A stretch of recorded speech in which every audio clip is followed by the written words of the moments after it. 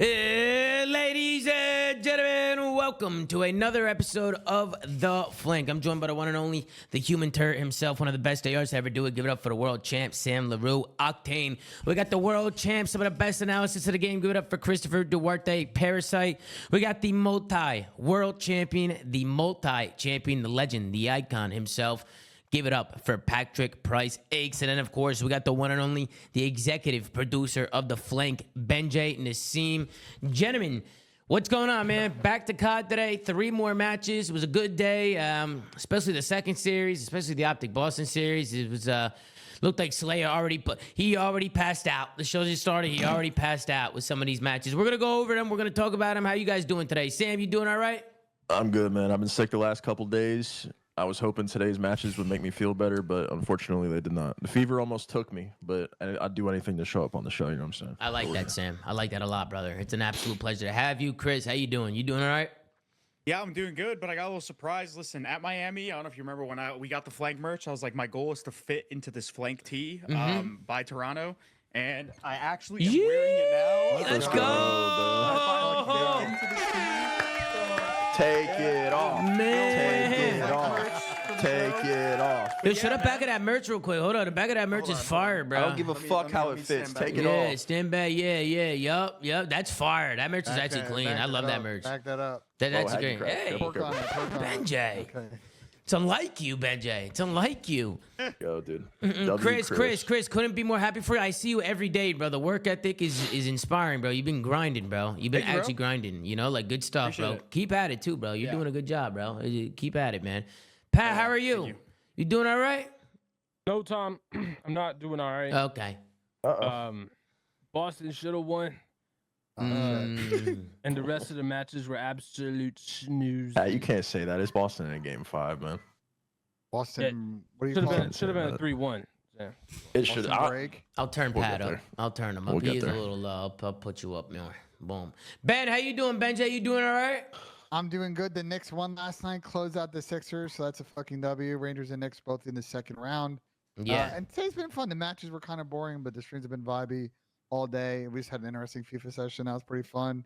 Got some PGA in today, so life's good, man. Life's good. That's good to hear, Ben. It's always good to hear that. Well, listen, guys, we're gonna hop right in. We're not gonna waste any time. We're gonna go over to 3 matches today. We had a lot of good moments, so I'm excited to lock in. We start things off with the first series of the day. We got the Miami Heretics going up against the New York Subliners. This was a 3-0 finish in favor of New York. Miami remain 1-4, and New York are 2-3 in this stage. Miami continue to struggle. We'll take a look here at the stat sheet. Guys, it is a red carpet. Jesus fucking model. Ugly. There it is for the Miami Heretics. It is not looking good. They got pooped on today. They got pooped on today. They've been struggling. New York, they looked a little better. The matches, the maps weren't really close. Ben, we'll start with you. What did you think about the series? I mean, you just never know what Miami team you're going to get on a given day. And we were talking about during the watch party. If Real Madrid is not playing on the day and they win, like this team just has negative teamwork. Like I just think like the 6-star was actually a map where they had some opportunities to win and they threw it away. And then after that first map, they just kind of melted away in the series. New York looked great in the evasion S&D. The evasion control was just a clean sweep. Just an absolute outclass. This Miami team, man, I'm just tired of waiting for them to be good. They're just not. They've been really struggling. That's for sure. Sam, what did you think about the series? Basically what Ben said. I think New York took care of business, and I think Miami looked fucking terrible, for lack of a better term. Just straight to the point. Yeah. I think New York beat who they were supposed to beat today, and Miami didn't look great. Yeah, agreed. Chris, your thoughts on the series? Top 4 team versus a bottom team. I mean, plain simple. Miami just got outclassed. New York, a little bit of bounce back for them. They need a little easy dub like this to get some confidence in themselves. All right, and Pat, what about you? What do you think? I want to know, did New York take any time off, Tom? Pat, I don't know, because you got to think if they did take 3 or 4 days off, Pat, and listen to you, maybe they're seeing like a new story here. Maybe there's a new New York. What do you think? Is that what you wanted them to do, Does Pat? anyone? Yeah, I told them they shouldn't scrim once. Well, they don't scrim on Monday, so Tuesday, Wednesday, Thursday, no scrims. Oh, like no scrims at the end of the I match? think they did play because they said, I don't know who did the post-game interview. Was it? It was I think Kiz. said that they were really grinding search up this week. So I think they were actually. So they played practicing. no hard points then. I'm sure they did. Controls. No, I'm sure they play. I'm sure sure they play they did. respawn because they actually played 6-star in the series. I mean, we've seen them not really want to play the new maps. And I didn't think the 6-star was like the cleanest execution out of them, but it's a good kind of starting point on the first go around. Some good VOD to watch to clean up before the major. Well, it is Miami, so I guess it doesn't really matter what you do against those guys anyway. So Especially with how Paco was shooting today. Paco was unreal. Paco was him. I'm Paco was great today. never taking Vickle more, by the way, ever again. Yeah, I will say New York did look better today. Miami continues. So you guys are also talking about 6-star. That map plays out great, bro. I can't believe they ruined that map. Can't wait for them to ruin it. Yeah, they already did. I don't mind it. I don't mind the new one. You don't? Is it already ruined? I feel like it plays Yeah, it way is. faster now. Really? Like, they I should- thought, Okay, I the thought a only couple of the question new I have, hills looked Chris, terrible. Is Like- the P5. How does it play with the doors? P5 is hard to break. P4 is not the greatest, but I think the other hills are okay. No, is P4 the one in the security room? Or is that P5? P4 is the I'm talking one about the security room one. Yeah, no, P5 is hard to break. I'm saying P4 is the one that's questionable. Yeah. But I don't mind 1. I don't mind 2. Well, 1's the same. I don't mind 2. I don't mind 3. You don't mind they're all in the middle of the map? Like they're the on same middle lane? but no, They're all I in the don't same mind lane. it. I think that's weird, bro. You're just running back and forth. A lot of it's just parallel spotting, but it just becomes like it's way more like fast paced. Like it's way like P3. I think before was like fucking unbreakable, bro. Like, and then Water Hill was. We saw a was break today can- on that was- hill. I don't know about that. Well, obviously, I mean it's fucking the. It's come on. Like, of course you're gonna see a fucking break. Look at the teams they're playing. But like when two good What do you mean teams are by holding that. What do you mean by that? You know what I mean by that. But I don't mind the changes. I don't know. We'll see if the pros like it or not. Okay. And then the new map Grime is in there too, which I think actually plays out really good. Now, is it too late after the stage to add in new maps? Bro, I don't think it's too late. I'm hoping more it's events, I not. don't think so. Because Grime is actually a good map. Like it reminds me of like the newer maps that they put in, like the Vistas, the Rios, the 6-stars. It just plays like a normal Call of Duty map. It's not like a forced fucking hardpoint map like the MW2 ones, like Karachi and Subbase that play a lot more like hide and go seek and just very like power position heavy. I feel like there's actually way more room and it's faster paced. I like it. Just from like looking at it and just testing spawns out with like just like a couple people. I hope the pros somehow give it a try, or maybe even they put it in like ranked as a trial because I think the map is good. It's I a think good it's map. actually I've a been really good playing it, and map. I think it plays really good too. The spawns actually make like sense on it, which like blew No, my they're simple. Yeah, they're very simple. Like the spawns are simple, and everything kind of makes sense. And it also plays at like a pretty good pace. I feel like ARs are good on it, subs are good on it. Like it's a pretty balanced map. Were you gonna say something, Ben? Good. I didn't mean to cut you off there. I think what they'll probably do, because they've shown a willingness to use ranked play as a test. We got this week and then the major week and then the week that comes back. So I assume at some point, probably next week, they'll probably toss it in there, or the week after, put in ranked play. And then I assume they're just gonna probably try and bully the pros to get the map in, probably for one of the older maps. I'm in begging. the pool. I'm begging they get out sub base. I'm Yeah. fucking That's the only begging. logical I choice. mean, that's a logical choice to get out. So I tried S&D on it, like just looking at the bombs. The bombs are pretty deep into the defensive side, so I feel like I don't know if it'd play defensive heavy, but like there's no like medium bomb where it's kind of like both teams get to it. Like it's not like a Rio where like one team gets to a bomb site, like where like offense and defense are kind of clashing. I feel like both the bomb sites are on the defensive end, but at the very least for hardpoint, I think that map would 100% work. I think also like an alternative kind of idea, and I don't know if the CEO's listening. Well, a lot of these top 4 teams, like Friday, especially after you win on Thursday, Friday's kind of a weird day.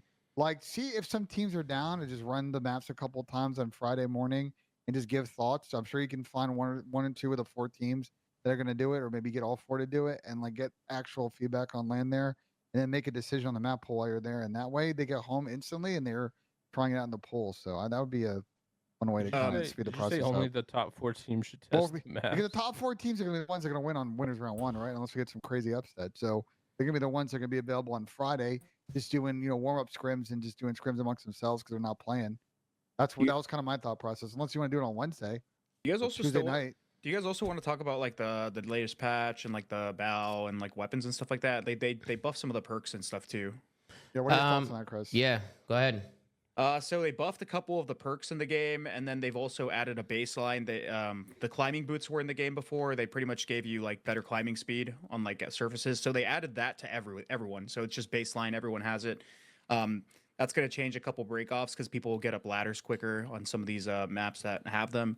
The mantling speed's just faster. And then on top of that, they've also buffed the infantry vest. They gave it a sprint to fire boost, so all the guns will actually come off sprint quicker. I don't think the meta changes much with gloves. I think you're still pretty much going to be seeing people run quick grip or marksman or assault gloves. But I do like the fact that they changed a lot of the perks and made them a little bit more viable, gave some people options, but I honestly don't think the meta changes much at all. Yeah, I don't think it's going to change either. I think some people were trying out the boots, Chris, but you weren't. It was weird. Like you were moving faster, but I don't think you were getting farther. It's not worth it. It's not worth over lightweight. They also buffed Stalker to make it more omnidirectional. And also, this is actually not patch related. I just wanted to bring this up. The people like Exclusive Ace and the true game data guys that do a lot of stats and stuff like that, we finally actually figured out how bullet velocity works in the game. So a lot of people used to think that bullet velocity and adding like stuff that increases your bullet velocity would actually give your gun like a rapid fire effect where the bullets are traveling quicker and so your hit reg is faster. It turns out that's not how it is. In COD now, and the system I guess they've been using for so long is the higher your bullet velocity, the higher your range of hit scan is in the game. There's actually hit scan in the game up to a certain range, and that's buffed by your bullet velocity. So now I feel like with that information, you could actually see some class variance on like the closer range maps with things like the MCW, because people were so obsessed with using like the cyclone barrel and stuff like that. But I feel like it's not necessary because that hit scan range you're looking for pretty much extends out to most of the gunfights you're taking on these smaller maps. So I don't know. There could be some people experimenting with that. I'll probably like tweet some stuff out. But yeah, I mean, I don't know, the patch, and I think the way Sledgehammer's been moving about like making changes to the game has been good. They also changed spawns on a couple maps too. Yeah, Karachi, they changed them a little bit, right? The P3 spawns and Invasion. They just changed Invasion now after it's out the map pool. How insane is that? Yeah, that is crazy. What do you think about I know in Challengers there's a lot of discussion about 3 trophies now. Like, what are your thoughts on that, Chris? Oh yeah, they did nerf the trophies. So the Challengers, what they've been doing, I don't know if the pros are going to follow suit or what they want to do about that, but the Challengers have been using 3 trophies in Respawn now, and they've been using 2 trophies in Search, and it's because all trophies now only take 2 ticks, and before they took 3. So if you do the math, with 3 trophies, you pretty much get the same tick value as you did prior to the patch, but you'll just need somebody else in position to actually land those trophies to be effective. Why did they change the trophy tick? Because nobody asked them for to. ranked play. I assume there was a ranked play type thing. They're trying to make it a little bit. Because it makes no sense. So it could be a rank play thing, because people have been using like 4. But honestly, I don't mind it. Again, you know, we had this discussion at the beginning of the year where like some of these maps people didn't move. And now I feel like it makes people play a lot more dynamic because you're going to essentially have less protection. So you're actually going to have to push out stuff and not just hold power positions the whole game. And maybe some of these teams that actually play at a quicker pace are probably going to have a bigger advantage now. And then teams that don't throw their tacticals very well, they're going to get exposed even further because, well, tacticals are going to be a lot more effective, or throwables, sorry. Yeah, let's move on. Let's take a look at some of these clips from the series. There's obviously been a lot of changes, but we'll get more to the changes too once some of this stuff starts rolling out. We still got a whole stage where nothing's going to change. So yeah, let's stay focused on the match here. Let's move on and take a look at some clips. First clip comes in here from the first P5. Now, you guys tell me what you guys think about this, but Real's getting kills, and he's pushed up, and he's popping 2 pieces. The only thing I didn't really like is I felt like Miami didn't kind of do anything. They just kind of sat there. I feel like Real's in fucking war, and then as soon as Real dies, the hill is already basically broken. Like they're somehow able to just dive in off of just getting 1 kill. Like, surely there's got to be some help there with Real. Like, somebody needs to be looking over him. Or it's fucking metals, bro. Like, he gets bumped too of the guy off of spawn. He doesn't fucking move. What do you guys think about that? Bro, the guy in the hill should have been helping him. Like, challenge out. Yeah, number 5 should have either like pushed up towards Tiki or maybe even double the fucking water. I know that's like kind of cringy as hell, right? Having that many people in the water, but I mean, it's not like you're useless in the water. Double the hill. Have the guy number 6 push up to that God head glitch by the stairs. Number 5 fills in that gap. Like, they're just not moving, bro. They're not moving. And like, bro, this is the problem with the bottom teams. I mean, Vegas was doing it again today. Like, we're gonna roast them too when we get there. It's they don't move. They get kills. Like, Real popped 4. It's like you can get pushed up. Like, Chris, I actually like what you said about the double tiki. Like, get 2 people pushed up, like double tiki, like make them overextend. I mean, do something. Instead, you have Real, who's like on a streak. He dies, and the hill's broken. Like, it shouldn't be that easy. It should never be that easy. Bro, that's actually something that's very underrated with like hard points and like certain hills in general. Most of the time, whenever you engage a hill, you kind of, unless it's like one of those hills that's like very like mixy and stack heavy, you kind of just assume there's one guy soaking and everybody else is playing around him. So if when you do engage that hill, if you kill that guy in hill, there's a split second where you're like, what the fuck? There's another guy in the hill, and a lot of the time it catches people off guard. So you can easily like stack that hill and like kind of like create this like weird dynamic where, I mean, the water's just fucking AIDS to deal with. Like, you have one guy in there, let alone two. That's two more people you got to play hide and seek with. Yeah, and we talked about bumping and shit too. Like, once you get kills, the guy can bump off hill, then the guy can get in hill. He can help him, you know, like work off each other. There was just nothing. There was no coordination or anything there. But go ahead, Ben. It's just about, I think, the difference between I especially think when you watch like FaZe in Toronto play and Optic do it as well. It's reactive pressure so well and know when to double lanes when needed. And when you watch these teams, they have a concept of what their priorities are on lanes they want to pick up, but they don't then react to that information and actually shift over. Then you get this situation that happens here. Yep, 100%. Sam, Pat, anything to say on that play right there? I think it's just fell to Metals, to be honest. Javi pushed out mid and was basically looking at the same cut that Metals was trying to look at, just at a deeper angle. So I think if Metals bumped over and played time and then bumped the guy out of hill, I think that everything like feels a lot smoother there. Javi ended up pushing out mid and just was looking at the same thing. Yeah. So it just made everything disconnect. Yeah. And then we move on to the next clip. This comes in on the second P2. I just love the plays here from Real. He stays alive middle. He gets a kill in this rotation. I just don't understand what happened with New York after the fact. I almost feel like they were just trying to ignore him, but they have to kill him. That's the problem, and they don't. And you can see how Real just going back and forth. They're not even looking at him, just getting free kill to free kill. Now, Skies is trying to make a play for him, but at that point, Real's got a cruise missile now. So me personally, I don't know how you guys feel about it. I can see what New York was trying to do, but you gotta wrap back and kill this guy first and get this guy out of here and then try and make a play for the hill. I felt like New York tried to skip some steps here. What do you guys think?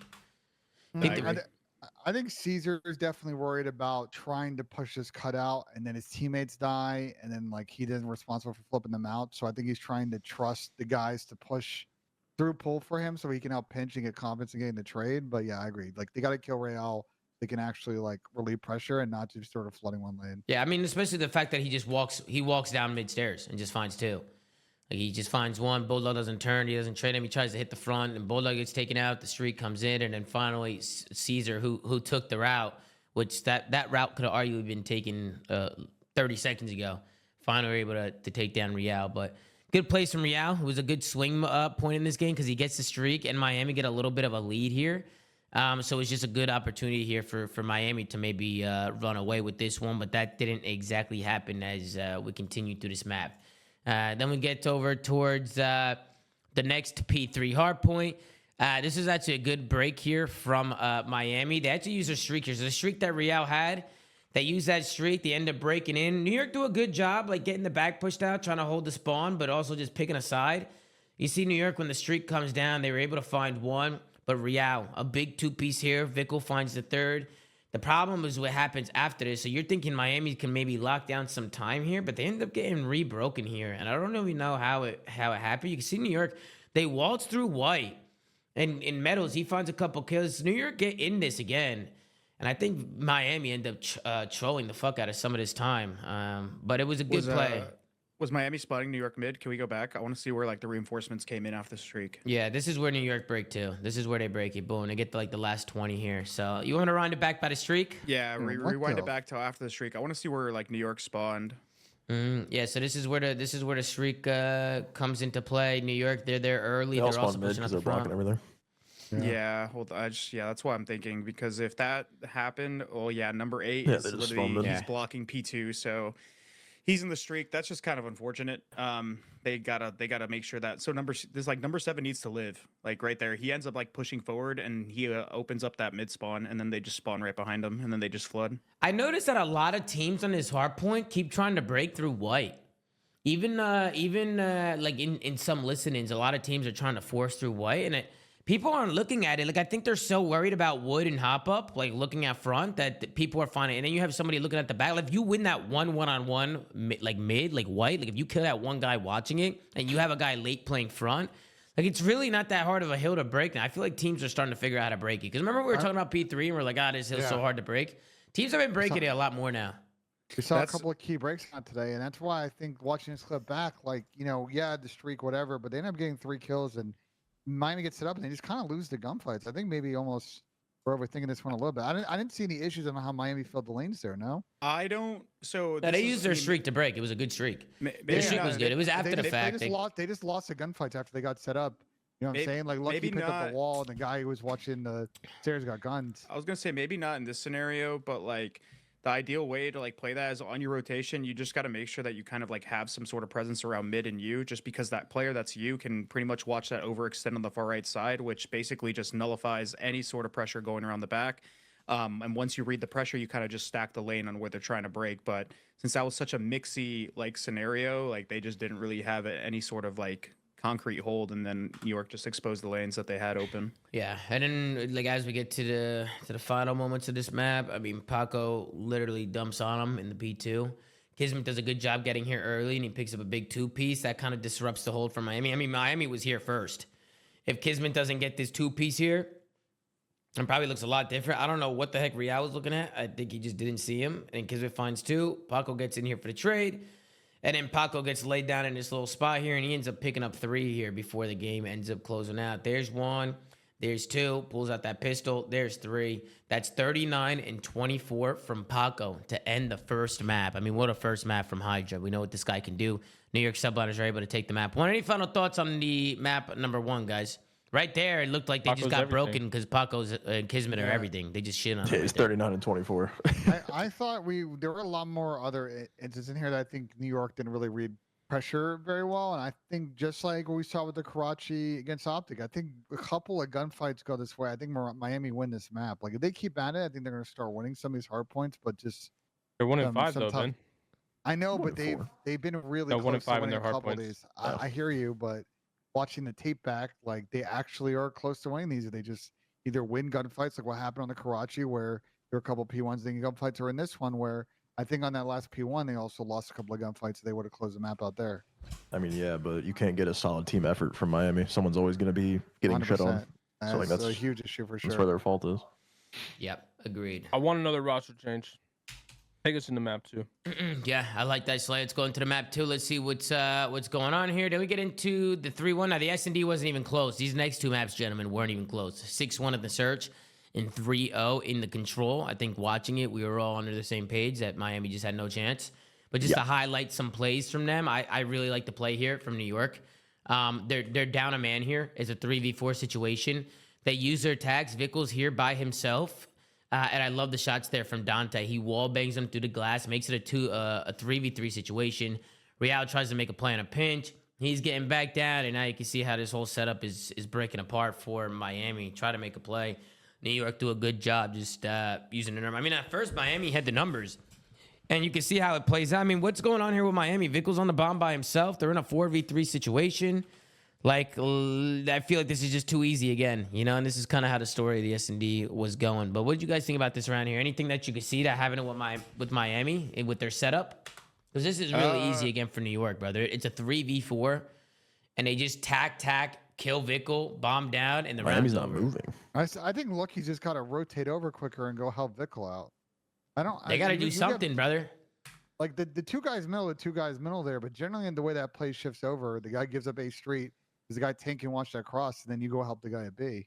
No? Yeah, I was gonna say ideally you kind of obviously they needed to rotate quicker, but somebody needs to play that barricade that's closer to Ice Cream, not this one. It's the one to Metals is left, and then Vickle just needs to hold his left side of the tank. So the guy on the right side of the Ice Cream can watch his right side tank. The guy Vickle needs to watch his left. Obviously he gets naded, but then also committing one person to a flank and not having him help any sort of help through like dark or maybe another person on the pinch is just like stupid. Like, there's no point in having that many people towards the front of the hill because you're going to have to deal with the guy forklift, and he's going to be the last person you want to deal with. Your priority gunfights are all on the pinch, all around that tank before you even engage the guy on the forklift. So and the shots from Dante stacking the was front crazy. made no sense. But the shots from Dante with the pistol was also insane.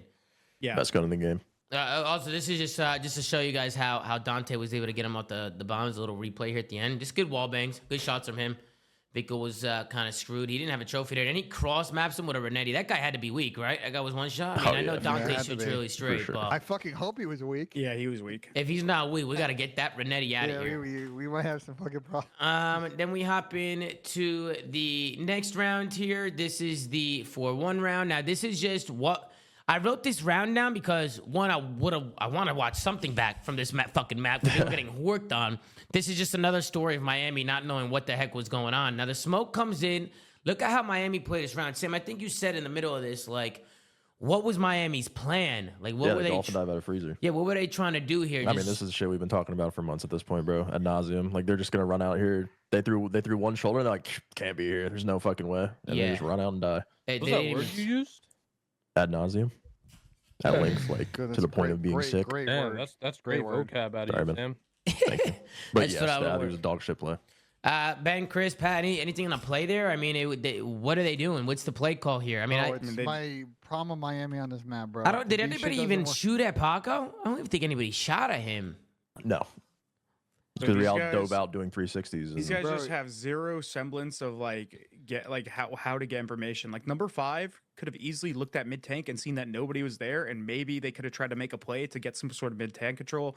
Number 7, obviously, he's got his whole fucking looking right. like. There is 0 point in doing this, bro. But Like, isn't it the weird fact that that Real Two is also hitting shots is hilarious. I think it's crazy to me that the door is open like that and Lucky's looking right. Like he looks at he watched his teammate Dolphin dive out and look right. Look right. So. Why wouldn't you just put your back up against that door, stay down from this side, and look left? Like they didn't even look here. They didn't even check here. Meadows is not even ready to push yet. He's not even ready for the push yet. He's like still back. He's trying to get back into the play. By the time he does, he just gets taken down by the guy's street. I mean, this is just it, or not even street. I don't even know who killed him. Where did he die from? Meadows ended up dying from a guy mid. Yeah, he died from a guy mid in CD. It was the Bulldog. Good shots coming in from the Bulldog there, but. Again, just another do-nothing strap from the Miami Heretics, and they didn't look organized. It just looked very unorganized there. So they continue to struggle. Any final thoughts on that round or this map, guys? Nah, man, there's not much to talk about from these last two. Yeah, the last two maps, clinical. The last 2 maps were kind of tough. This is kind of how the S&D ended as well over here. Real making the plays, but he gets traded out by the Bulldog. Now it's a 3v3 situation. You can see Miami, they just kind of get blended one by one. There's no trades. There's not really anything going on, and New York just break them apart. Vico with a nice beatdown, though, trying to extend the series here, but you can see number 6, he gets caught out here. As soon as he goes down, 2v1 situation. This one's all she wrote. Vico, he's got nowhere to go. Bomb goes down. They chase him. Boom, boom. How you doing? This one's all over. Any thoughts out of map 3, guys? I have one thing to show from the map 3. It was an invasion control. And it was just pretty much, Sam, I remember during the watch party, I called exactly what was going to happen before it happened. Now, take a look at that left street. It's wide open. Nobody's there. And I feel like that's the biggest thing that teams are going to do to break down this 8-point is take those routes left and try and get pushed up into gas and try and get kills pushed up on the map. And nobody from Miami is looking at it. You have a guy watching cross up from mid, who I think you got 2 guys trying to watch cross, which I think is the closest thing to it. But they were already too late on it. They already crossed. Look at these guys. Meadows gets shot in the back. And then there's only one guy left on hill as he's getting collapsed on. And then down he goes. Nobody picks up the flank from Miami. Bro, after like 30, 40 seconds of quietness goes by, like nobody turns around. Well, what did you guys say? Go ahead, Ben. What did you think there? I think, like, Javi's the last one off his spawn here. So, like, theoretically, he should pick up right. Now, if he thinks they're already close, there's a couple of different things you can do there, like climb up gas. There's ways to get info without dying here. Then he goes to, like, this sort of, like, car spot to watch, like, tank push. And that's how they get behind him. And then, to your point, they die, they spawn out. Like, it's GG's from there because New York only needed 1 tick. I mean, just to me, right here, number 5 sees nobody's street. Number 6 in hill. They just got a clean wipe. They know they're spawning out. It's just not moving up on the map. They're not pushing up out AS&D. They're not getting any info.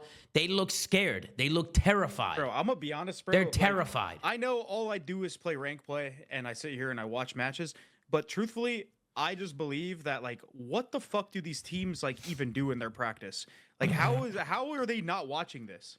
We've talked like, about that what before too. happens in Like these scrims, I don't bro? know. I've said the same thing before. I Chris. It almost guarantee you looks this like map teams in don't scrims is practice it. hilarious. There's probably so many trolls on this map in scrims. But it doesn't make sense. Like a Oh, lot no, of I it, know, like I'm not a lot of disagreeing. some of the stuff that's happening here is literally just clear cut like day one shit. Like it's Bro, just Chris, if you I were the can last explain it person really on spawn, easily. you go and pick up blue side of the map. You don't want to let them push through. Your teammates see nothing. How does this not Boom. make any sense? There's Chris, no excuse. It's real easy, bro. Ready? They're just bad. Yeah, but like, No, but like, what the kind thing of Yeah, is, but my so rank what? play kids can pick that up. Well, like, right? yeah, They, that's they why can I'm shoot saying, straight, I Pat. mean, Like no- this is like no- things no that they can easily offense. fix and No adapt. offense, Like, no offense. A few years ago, we were calling these guys rank play kids. I'm just saying. I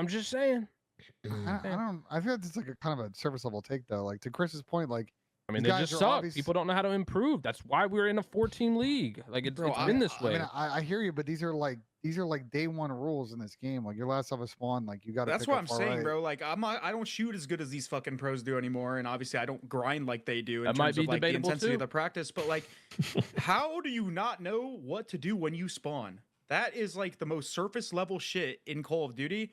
It's like the first thing you learn to assembly yeah, line. nah, it was Figured bad. that shit Bro. out It by, was bad. by the middle of November. These guys, for the most part, figured out. Okay, if I'm in this situation, like I'm doing X, Y, Z, fill in this lane. Like to Chris's point, like this isn't shit you're discovering.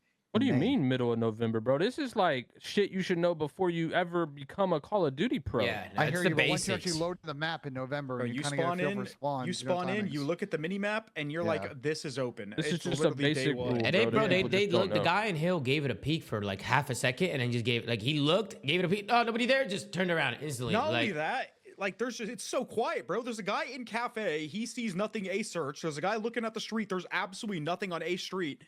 Like, where are they gonna be? Oh fuck, bro, they're flanking? Oh no way. Like what the I don't know. I hate watching this shit sometimes, bro. It blows my fucking noggin. yeah. Any final I mean, thoughts on the series?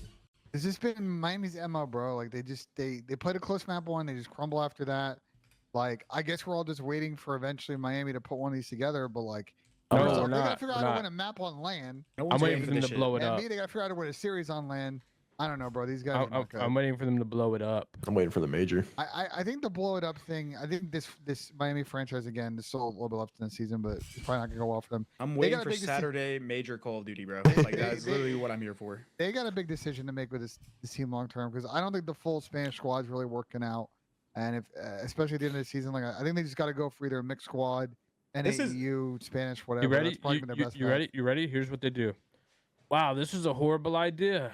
The buy-in's canceled. We're gone. See ya. Enjoy Yeah, but Cloud9 or whatever other team wants to take this on. The Heretics don't own the spot, so Mutineers. Like, Mutineers miss- need to do the same thing. They got the buy-in canceled. They gone. They need to Bro, be this gone. is- I'm actually curious of their contractual agreement if Ford can actually do that. Bro, I'm sorry. Might not be able to. I don't even think this is a hot take. But if I were Miami, if I were any of these teams, even Vegas, bro, we're going to talk about Vegas when we get to their series. Right now is probably the Vegas last is window. bad, bro. After this major, or even right now, if they wanted to, is the final window, bro.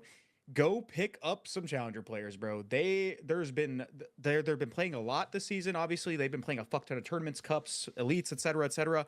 Now is probably the peak in terms of like how good some of these challenger players are going to be. We're getting towards the later half of the season. Take some fucking risks. Seattle, obviously, they took a risk. They picked up a new player from challengers. They look like they turned their season around. Obviously, some teams may have more issues. They might need to make more changes. But like at this point in time, you just got to gamble because Who these speaks teams. Spanish down there? I don't give a fuck who speaks Spanish down there. Oh, just geez. Well, they gotta can't pick up- get picked up Oh, if they man, don't speak Spanish. That's just not true. That's just not true because Vickle has played on English teams, Real's played on English teams, and Metals also played with English players in challengers. Pat, you know last year. Spanish. I don't know about Lucky. but I they- know. See, They can speak English. When And they this ask isn't me, when they say, should we blow it up? My answer is C. bro, this isn't even just this team, bro. Like this is Hey, this that's is crazy. all these bottom teams, bro, that just need to make a change. It's so bad. Yeah, it's bad for sure. They're not even competing, it seems. But that's for the first series. Anybody want to say anything else before we move on? Real's good. Real is Look where he disgusting. was. Real is Real's actually actually disgusting. good. I actually And fuck look with at what Real's he- game, bro. and- That guy's and- good. That guy's And he was actually in good. challengers this year, while the rest of them were sitting I mean, pretty he in the was pro league. technically He was on challengers a for pro politics. team. He was couldn't get technically a on a visa. pro You get team. what I'm saying, bro. Yeah, He went he down got to unlucky. challengers. He got unlucky, bro. Not because he sucked, because I he think couldn't get a visa, because Carolina's management is ass. Yeah, that pretty shit's much. crazy. But realistically, to your point, Chris, like the Elite's over. That roster lock's done. Teams could really realistically make a change after this weekend, and that's kind of your probably last real go at it. I'm sorry, just take some fucking. You know, risk, I mean, bro. somebody put this in the chat. He's like, I mean, you guys want everybody to change. There's only so much you can change, which is, I mean, I guess kind of true. I mean, you can't. How many? Look at all the teams outside of the top 4. Like, we've been said this, bro. Like, at least with like change all of them, but it's Hell hard. yeah, like, I want people to change. I got retired construction workers coming in a series with a hard hat on, taking a top 14 map 5. Of course, I want some motherfucking people to change. Miami, literally, that's we crazy. said one change wasn't going to move the needle. We said that. With Vegas, we obviously were talking about purge and stuff like that, but ASIM clearly is not it. ASIM but has struggled, even then, for sure. Look at Shawnee, bro. Shawnee was playing in challengers for years and came in and subbed this team, and they took Optic to a map 5 grand. There was some Fugays in the series. Like, bro, just take some fucking risks. These teams are fucking terrible, bro. Yeah, I'm sick and tired of this shit.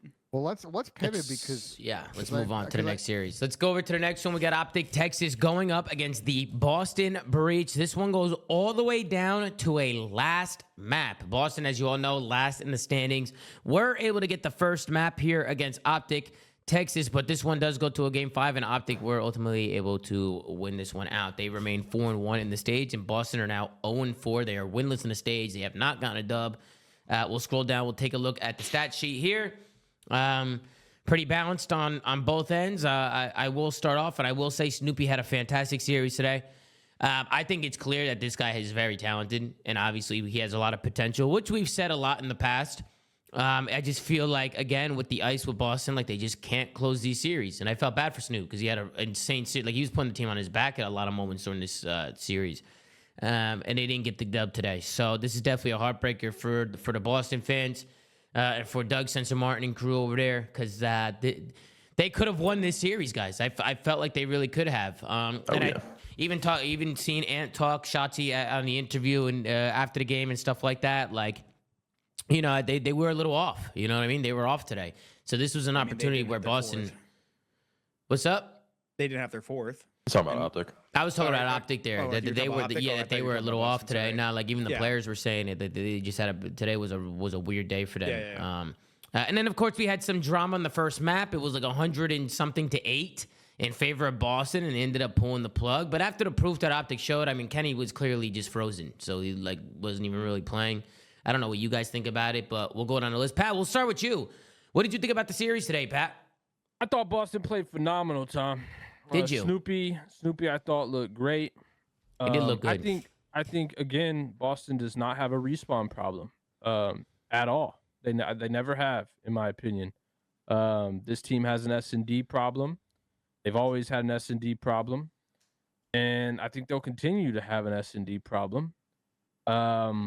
I don't know the fix personally, but I would be leaning into what Benjay said at this point, and let's just sub some people in for search. Like it can't get worse. It really can't get worse. I don't know if it's. You want to get Tupac from FaZe? I don't know if it's specifically a player thing about S&D. I think they're just strategy, and like the way they approach rounds is just so one dimensional that at times it just becomes redundant, and they'll take leads sometimes on these S&Ds, and then teams cannot catch on to the way they play, and then they just get countered. Like they need some insane respawn coaching, or not respawn, sorry, search and destroy coaching. Like they need more dynamic strategy because I don't think that matters whatsoever. The way they need G's. I agree with Chris, bro. You can't.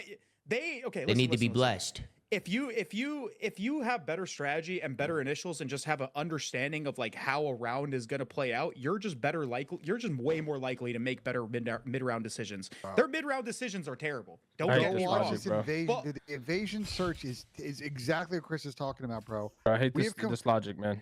Well, okay, coaches aren't playing, bro. It's not about I'm not saying coaching. I'm saying they just have shitty S&D players, bro. Bro, why do you think FaZe is so good at search? Because they have good S&D players. They're the best S&D players. But they had good S&D players. They also have a good S&D coach. Even during Cold War, and they were not that great at search in the beginning of that game. Bringing in a good S&D coach allows you to do two things. It allows someone to come in and create a really good framework of a game plan. Yes, it's on the players to execute and call mid-map, but they can do a lot of work to say, hey, these guys play this way. We have an angle that we can attack, and we can kind of manage throughout the game with our game plan. I'm not gonna lie to you, Ben. Give Atlanta That is a FaZe. horrifyingly bad take. Let me finish. Let me finish. You can finish. I think when you Let him watch finish. Let him Boston, finish. when you watch Boston play, like I don't understand what they're trying to do on offense in Invasion S&D. I really don't understand what the thought process is. They have one round. It's lick walls on offense. And if they don't get a pick in the beginning of the round, they don't know what the fuck to do. I mean, in all fairness to them, though, they just how have many no teams have we playbook. We'll go criticized Sam on their first. offenses on that map? I have a question for the group, the Go whole ahead, group. Pat. Yeah. If you give Atlanta FaZe, if you wipe their memory from their S&D strats, and you give them Boston's S&D strats, is Atlanta FaZe still good at S&D? They're not. They may win more matches than Boston, but they're not going to be as dominant as they are now. So and you could talk. You could talk. Bro, to the problem FaZe is players, Boston go just ask has them dog yourself, shit S&D Not players. necessarily. Bro, go ask Beans is a good themselves, S&D bro. player. Priest that used to Dog he came shit. from S&D. He was good at it. And Snoopy, obviously, he came from S&D as well. He wins a lot of chows and stuff like that. Their problem is Winning they're just chows? Are we comparing being good S&D to winning chows? I'm just saying they grind S&D. My point is that their mid-round adjustments are so bad because their like initials on like so many rounds are so one-dimensional. So they just don't really know how to get information on certain maps and use that information properly to the point where they're just blindly doing shit. And it's not necessarily that they don't have the potential to improve in that aspect. They just don't know how to improve in that aspect. That's the fucking issue here. Yeah. They don't know how. They don't know the first step. If they can, Bro, you put if they can figure out Tupac the or first any step, of they these have a good chance. S&D coaches that you think exist on this Boston team, and the results will be the same. No, because you cannot coach. Bro, that's gotta be cap, bro. A coach can yell at a wall, bro. The players aren't good S&D players. We literally had Austin on here talking about how one of these players on this team couldn't even remember. I mean, I'll be honest. Respawn I'll be rotations. honest. Like, how are you gonna say strats is why this team sucks? Yeah, I kind of agree with Pat because I also feel like they're just mid-round situations are terrible, and like that's something you can't coach, bro. Like that's something that players need to be able to. They like, just have Gunny. That's what this team has, Gunny. If you give a team or players a better framework for how like a round is gonna like how to approach a round, how to actually get that information properly, they're gonna make sounder decisions. If you give them that, hold on. This is where you contradicted yourself. If you give them, that's not true at all. Well, if you give them. If you give them that sort of framework, then they're more likely to play better. Do you think the Miami coaches have told them to when they come off spawn and wrap back? Like, don't you think they've been told that? Bro, it doesn't matter if they don't make the decision in the game in the moment. Whatever you were coached about is irrelevant. So, Pat, it's irrelevant. Can I ask you a question? Your team, EG in World War II, you guys really struggled with search for a decent amount of the year. Like, what was the big difference? Because the personnel didn't change, and you guys getting better at the game mode. We were godlike at S&D, if you recall. We didn't lose a single S&D in our first two events we played together almost. Then we became shit for I think we lost 8 S&Ds in a row.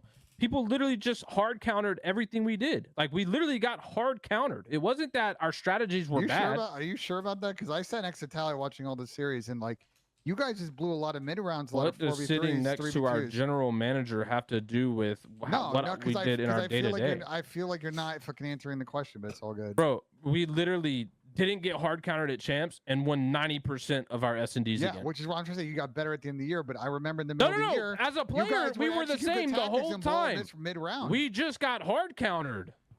Right. Like you're not our whole S&D game plan relied on 2 smokes on every map, and teams started hard countering. Let me take I can the vouch floor on here. that. I did get fucked by the 2 smokes.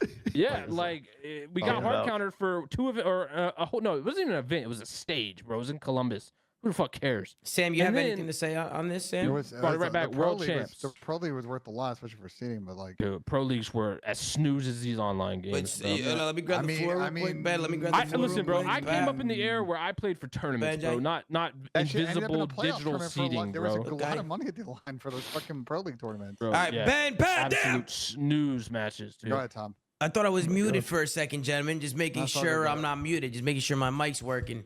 The only question I had was like, I think S&D coaches actually only impact the first 15 seconds of every round. After that, it is completely on player intuition. That's what Boston needs, though, because they don't know, bro. If you go, there's no way the S&D coaches are gonna make the difference to the point where you guys are talking to like make them good. The most effective way to get better at search is to run through the reps and play it. Agreed. And your S&D coaches are not going to tell you what to do when the bomb is down in this corner of the map in a 3 versus 4 situation and you have to reload in this corner with 1 nade. They tell you 100%. what routes to take, probably what to double nade, and then your players play. But S&D coaches are not going to make these do you guys know better. who the worst first blood team in the league is right now? I don't know, bro. whole lot Probably of mates. Boston. It's Boston. That's right. Shocker. I think. There you go. To- Get 'em to a me- coach. Just to finish your thought, to me and Chris's thoughts, I think bringing someone in to help them start off the rounds a little bit smarter. I think eventually they'll start to get confidence on how to execute the mid rounds. They Bro, got to start somewhere. Bro, if I can they tell have you a why they're better- the fucking worst first blood. They're just maniacs that run around and chow. That's what makes them good at respawn. problem is They're they don't do that in one-dimensional. If They don't they do have- that in They're Division one-dimensional offense, though. cracked gamers who We are can just move good on. at shooting. I was just gonna say, bro, They just if don't they do have that a in bre- vision if they have control. a if they have a Vision. better framework to on like how they want to play the first 30 seconds of a round to gather information, they're just more likely to play make better mid round. Their mid rounds are so dog shit because they just flood fucking lanes and don't actually have information, so they just blind counter everyone, and that's it. That's all I'm gonna say. Alrighty, let's move on. Let's talk about the match as a whole. Obviously, this one goes all the way down to a map number 5, so there's a lot to cover in this one. First play that I want to bring up is the P3 from the Karachi. Now, these P3s have been giving people trouble. I will say, off the rip of this P3, nobody from Optic was picking up middle. I think right here, Dashy goes to get the time. They give a middle. Pentagram gets absolutely pooped on here, and they don't break the hill. If he gets that kill there, that Boston, they're going to make this hill a little bit more hectic. But then as they come off spawn here, Boston actually end up breaking this hard point. They get a second opportunity at it. And I wanted to just talk to you guys about this P3 because we know how important it is locking down P3s on this. Optic got lucky the first time that Pentagram didn't win that fight, but then the second time they come in, they kind of just waltz through Chicken, and they were able to break this again. Was there anything in Optic's setup that you think they could have changed or done differently, or do you think it was a situation where they were set up properly but just lost the fights there? What do you guys think? Honestly, I think Snoopy just won the fight. I don't even hate the initial setup. I think since they were heavy on junk side of the map, Optic was on the initial rotation, and being pushed out top 3 kind He of went rogue. fucked up some timings. But honestly, Snoop doing the god play and winning the huge fight was the reason they got broke. Look at him, To be bro. honest with you, Look that at was an this guy. insane gunfight.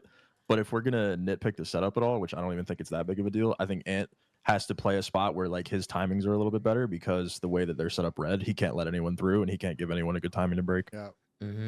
Yeah, you can see Dashy. He's laying down on hill. AG's kind of watching the back. Shotzi, he comes off spawn, and as soon as he goes down, it's pretty much all she wrote. They had numbers. I think the Snoopy jumping off like a maniac is Yeah, what that's an opened it insane up. fight. Look at this guy. This guy's crazy. Yeah. Jumped off the wall and somehow took down AG. I don't even know if AG was looking that high. But just a great play. start from Snoopy as he starts off 10-3. Just a good break from them. And then we move on here in this map. We take a look at the listening from Boston. I actually thought Boston sounded really good in this listening, which I know in past listening, Snoopy's been quiet at times, or they kind of just seem like they're screaming, or just like it's kind of just seems hectic. I thought today's listening was great. So let's tune in. Snoopy was even calming today. It was a great listen. So let's tune into the Boston Breach. He might be close to that. I spawn here as well. Let's be short. Shot to I think he saw me. Hold on, I have the pinch. One shot ticket. One bullet ticket. I can see a ticket. Pillars is open, kind of. I'll get pillars for you. I'll get close. I'll pick a secret. They be top 5. It's close window, close window. Close, Pad. It's top 5, actually, top 5. No, close. I'll get something else. He jumped out. I saw that. I jumped out. He's gonna be back out. I'll cut I'll touch your middle. I'll take him out. There's one side door. Two side door. I'm dead. Two side door. Side door. I'm gonna turn block, bro. I'll give her pred. Watch my long. Yeah, block. If you be secret, mate. Okay, easy. Side door. No, shot in the back. Junk, guy. Get all this time. 20 more pots. He's long. I'm getting half for the Long, one side dead. Nice. Top fire. I'll be close. Set up for fire, he's on the bow. Nice. Pot. One shot. Nice. Go. I got time. I'm working front again. I'm laying red. Yeah, laying shed. Put the calls. Cars, skinny. Cars. Nice. Top out. I shot it over left.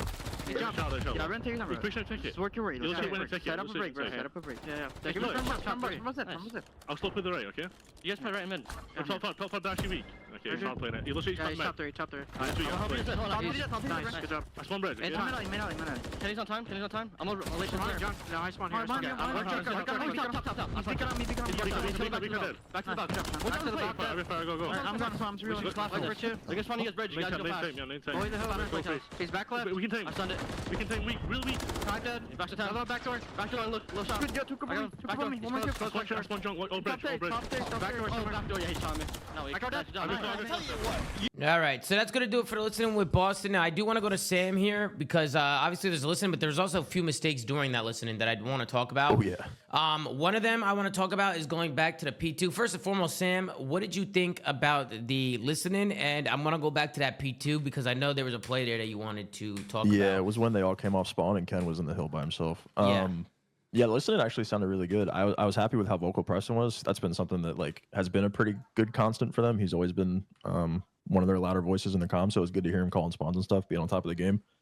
But in terms of the play, it was just the P2 attempt, the P2 break attempt from Optic, which was like pretty shit. I think they couldn't break P2s this whole map, to be honest. Like the P2 to P3 chain was like not good at all for them on both rotations. But I think AG was dick in the dirt, lack of a better term, in the back instead of trying to trade the guy in time. So I think it kind of sold Ant's play a little bit, which I was critical on Ant when I first saw it because the way he like just ran out here and died, I thought he was trolling. But going back and looking at it, AG just had to fucking help Ken. Well, Ant took another dolphin dive off the fucking top yeah, ropes, I think. But watch once they reflood, this guy in the hill needs to die instantly. But AG is unaware of the timing, it looks like, on the spawners to get over the dumpster hop up.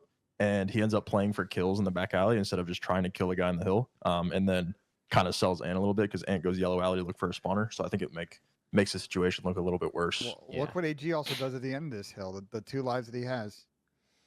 Yeah, he was kind of licking it right there. I'm not gonna lie. And, so I even thought Shotzi might have tried and pinch there off that spawn too. Yeah, I would have liked to see Ant actually like if he hit wins the that hill there. one. I know it's like kind of OD, but this is actually in this like really, really big time. There's 50 seconds left. Like this is a catalyst for the game.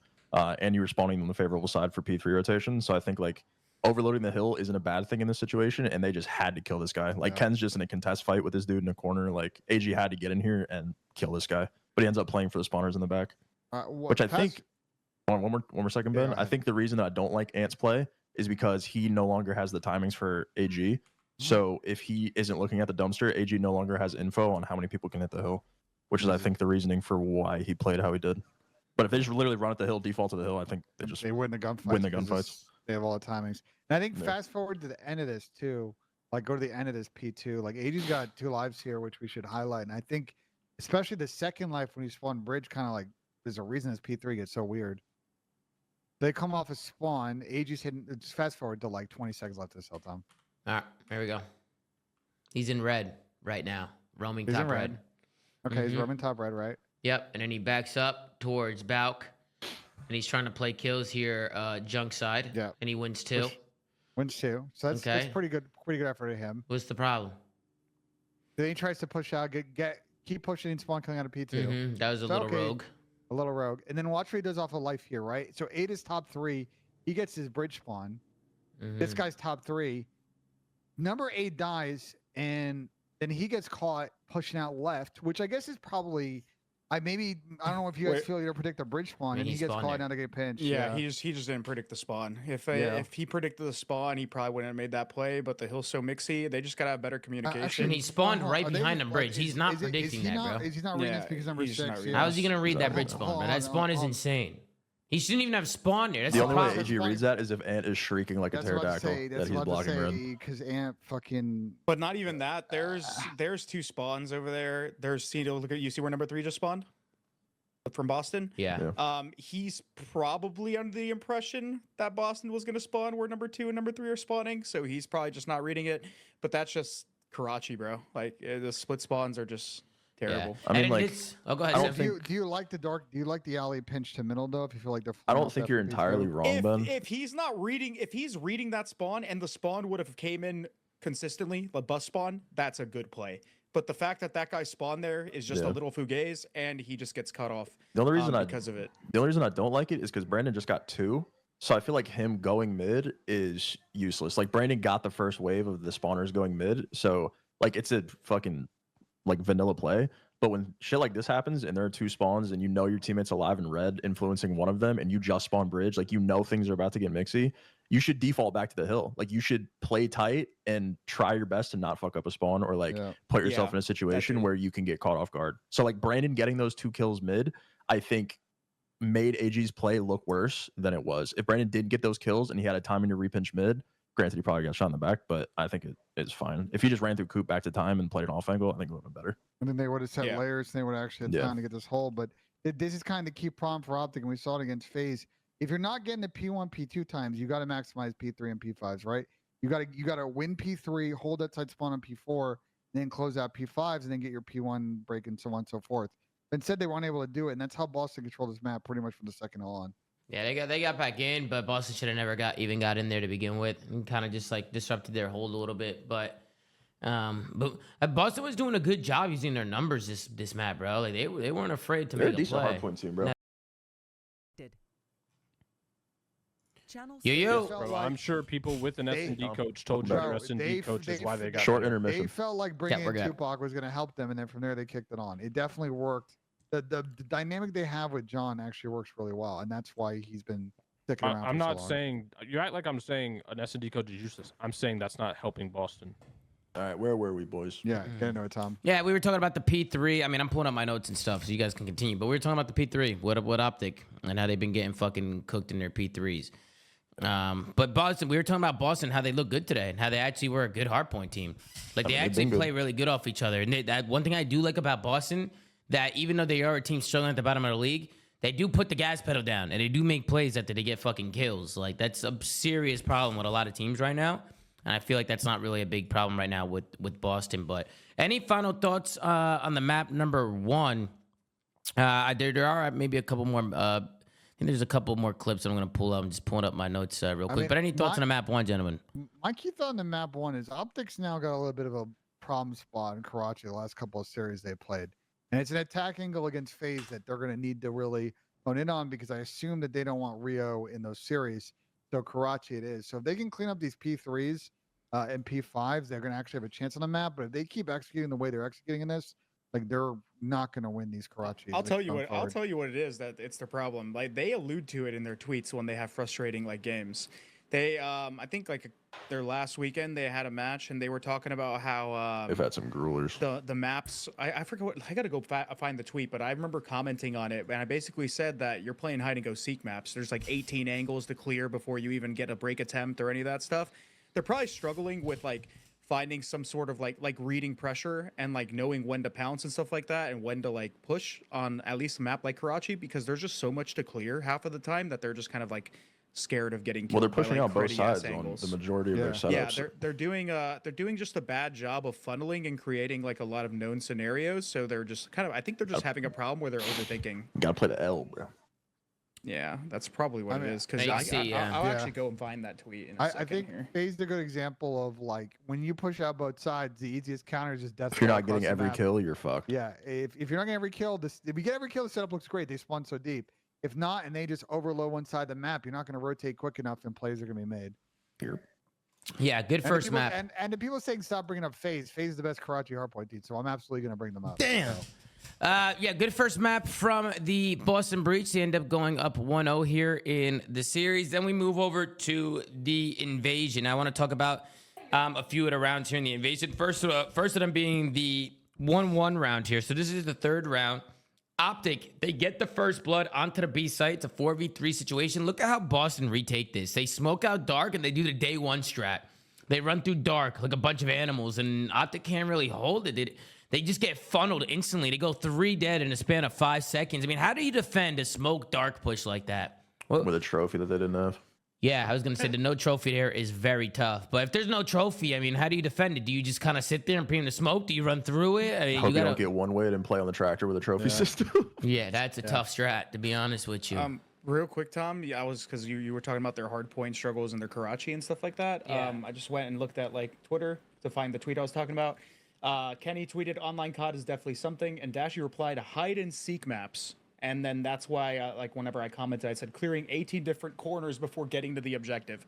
So that is a thing that definitely happens on Karachi, so that could be alluding to their struggles on that map and as to why the map just feels weird for them. Yeah, but again, they're not doing themselves any favors. They Obviously, could simplify the map a lot. They can play better, but that's just kind of like not the excuse. Oh but like yeah, their, I get the mentality behind the maps, but like you could tell on the breaks where the setup's gonna collapse.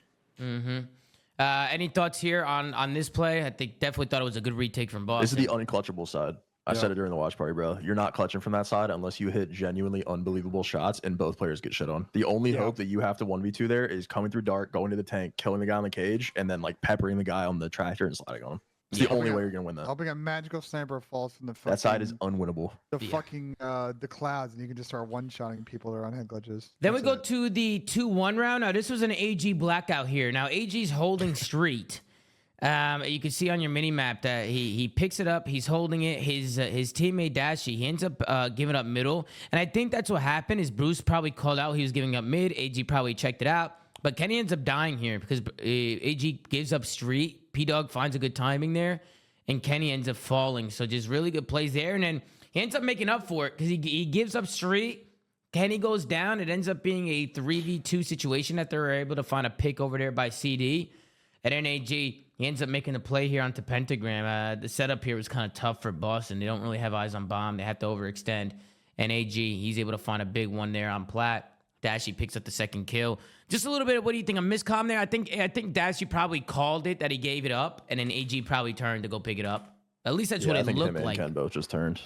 Yeah. I mean, AG made up for it. He made up for it. He made the play later in the round. I just remember we were watching. We were like, oh shit, that was kind of. It just looked like a miscomm. Yeah.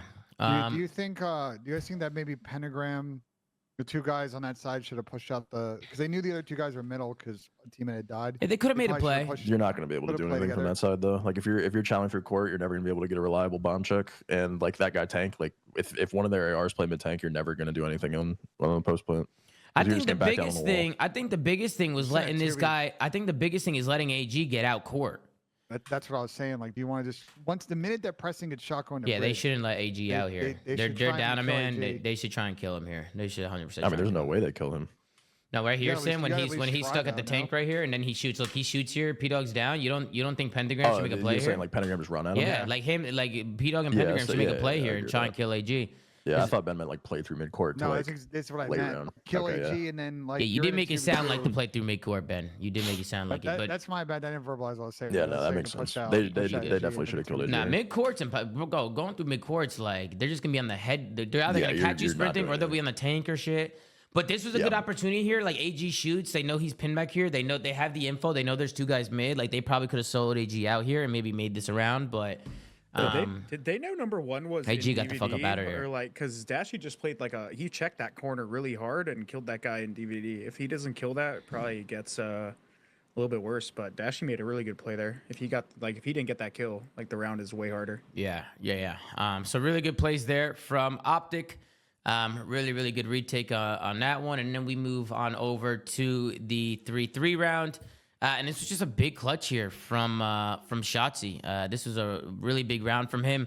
We'll switch on over. It was a 2v2 situation here. Dashy makes a great heads-up play because they have him pinned here in CD. They have no idea Dashy's here. Dashy finds one, but P-Dog with a crazy win here against Dashy. I thought they were going to get pieced up there. Now it's a 1v1 situation. I love the readjust from Preston. He goes all the way back to Palace. But somehow, someway, Ant wins this fight.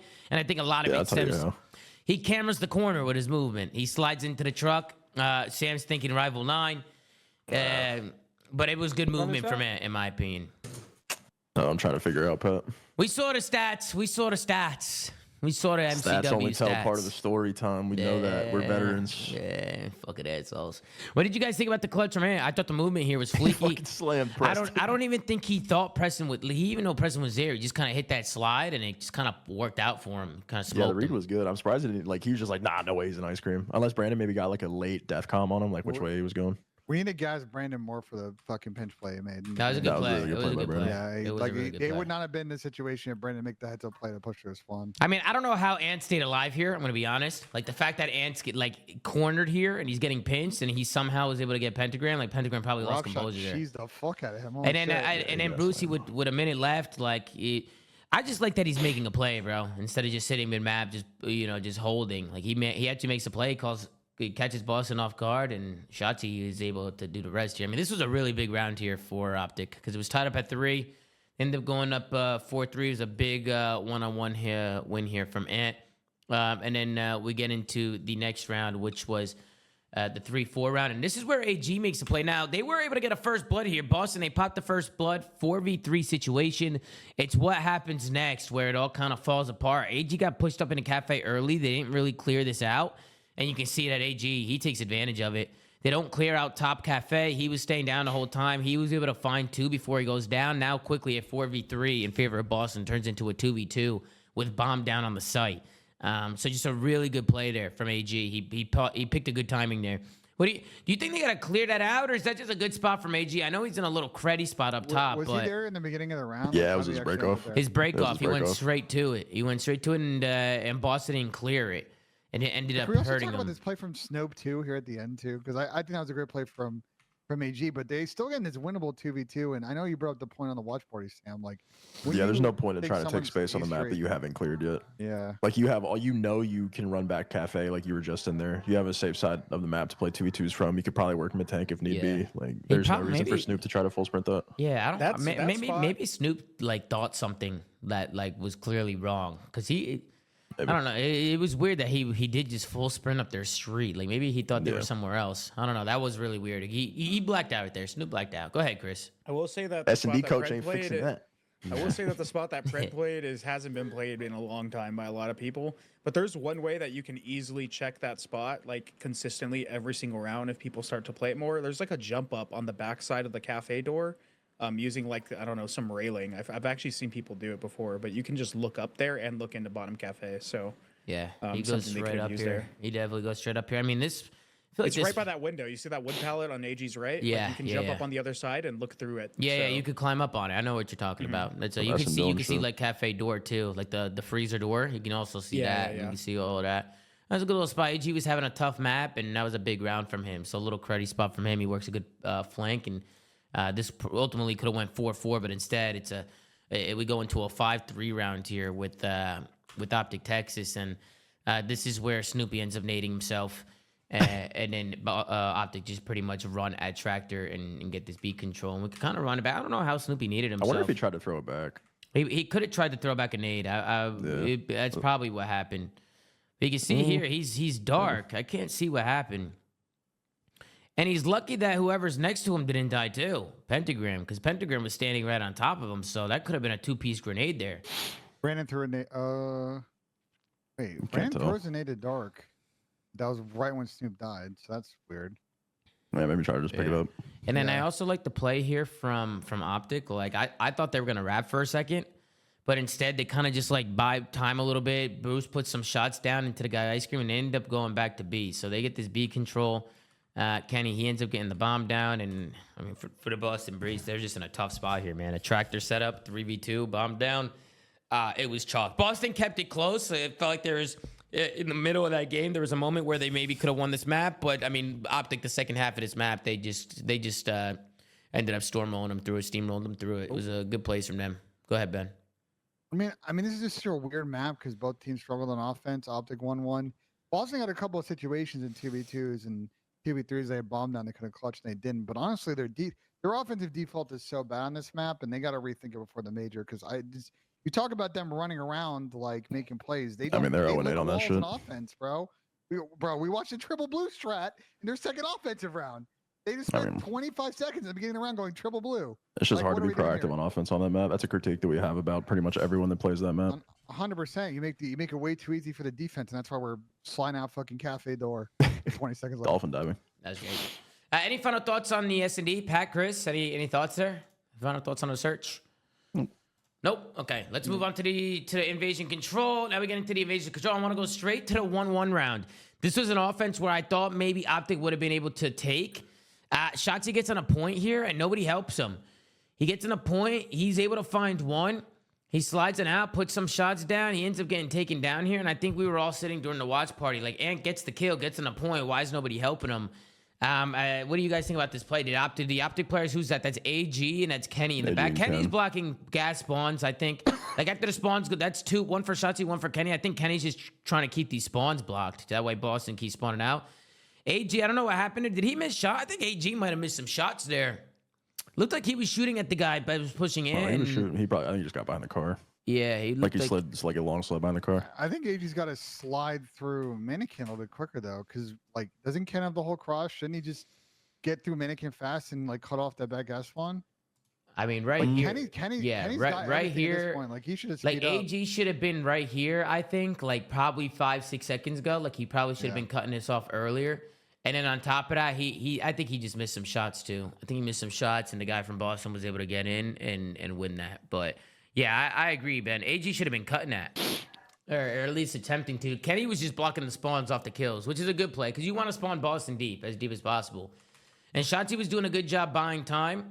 I think if AG picks up a kill here on this cross, that even if he dies, then Dashy's able to get back into the play, and they would have been golden here. It was a good play from Shotzi initially to get aggressive up the street, find a kill, and get on the point while two of his teammates were pushing the back. But ultimately, it was Boston Breach who were able to survive here. Any thoughts on that play right there, guys? Any final thoughts on that one?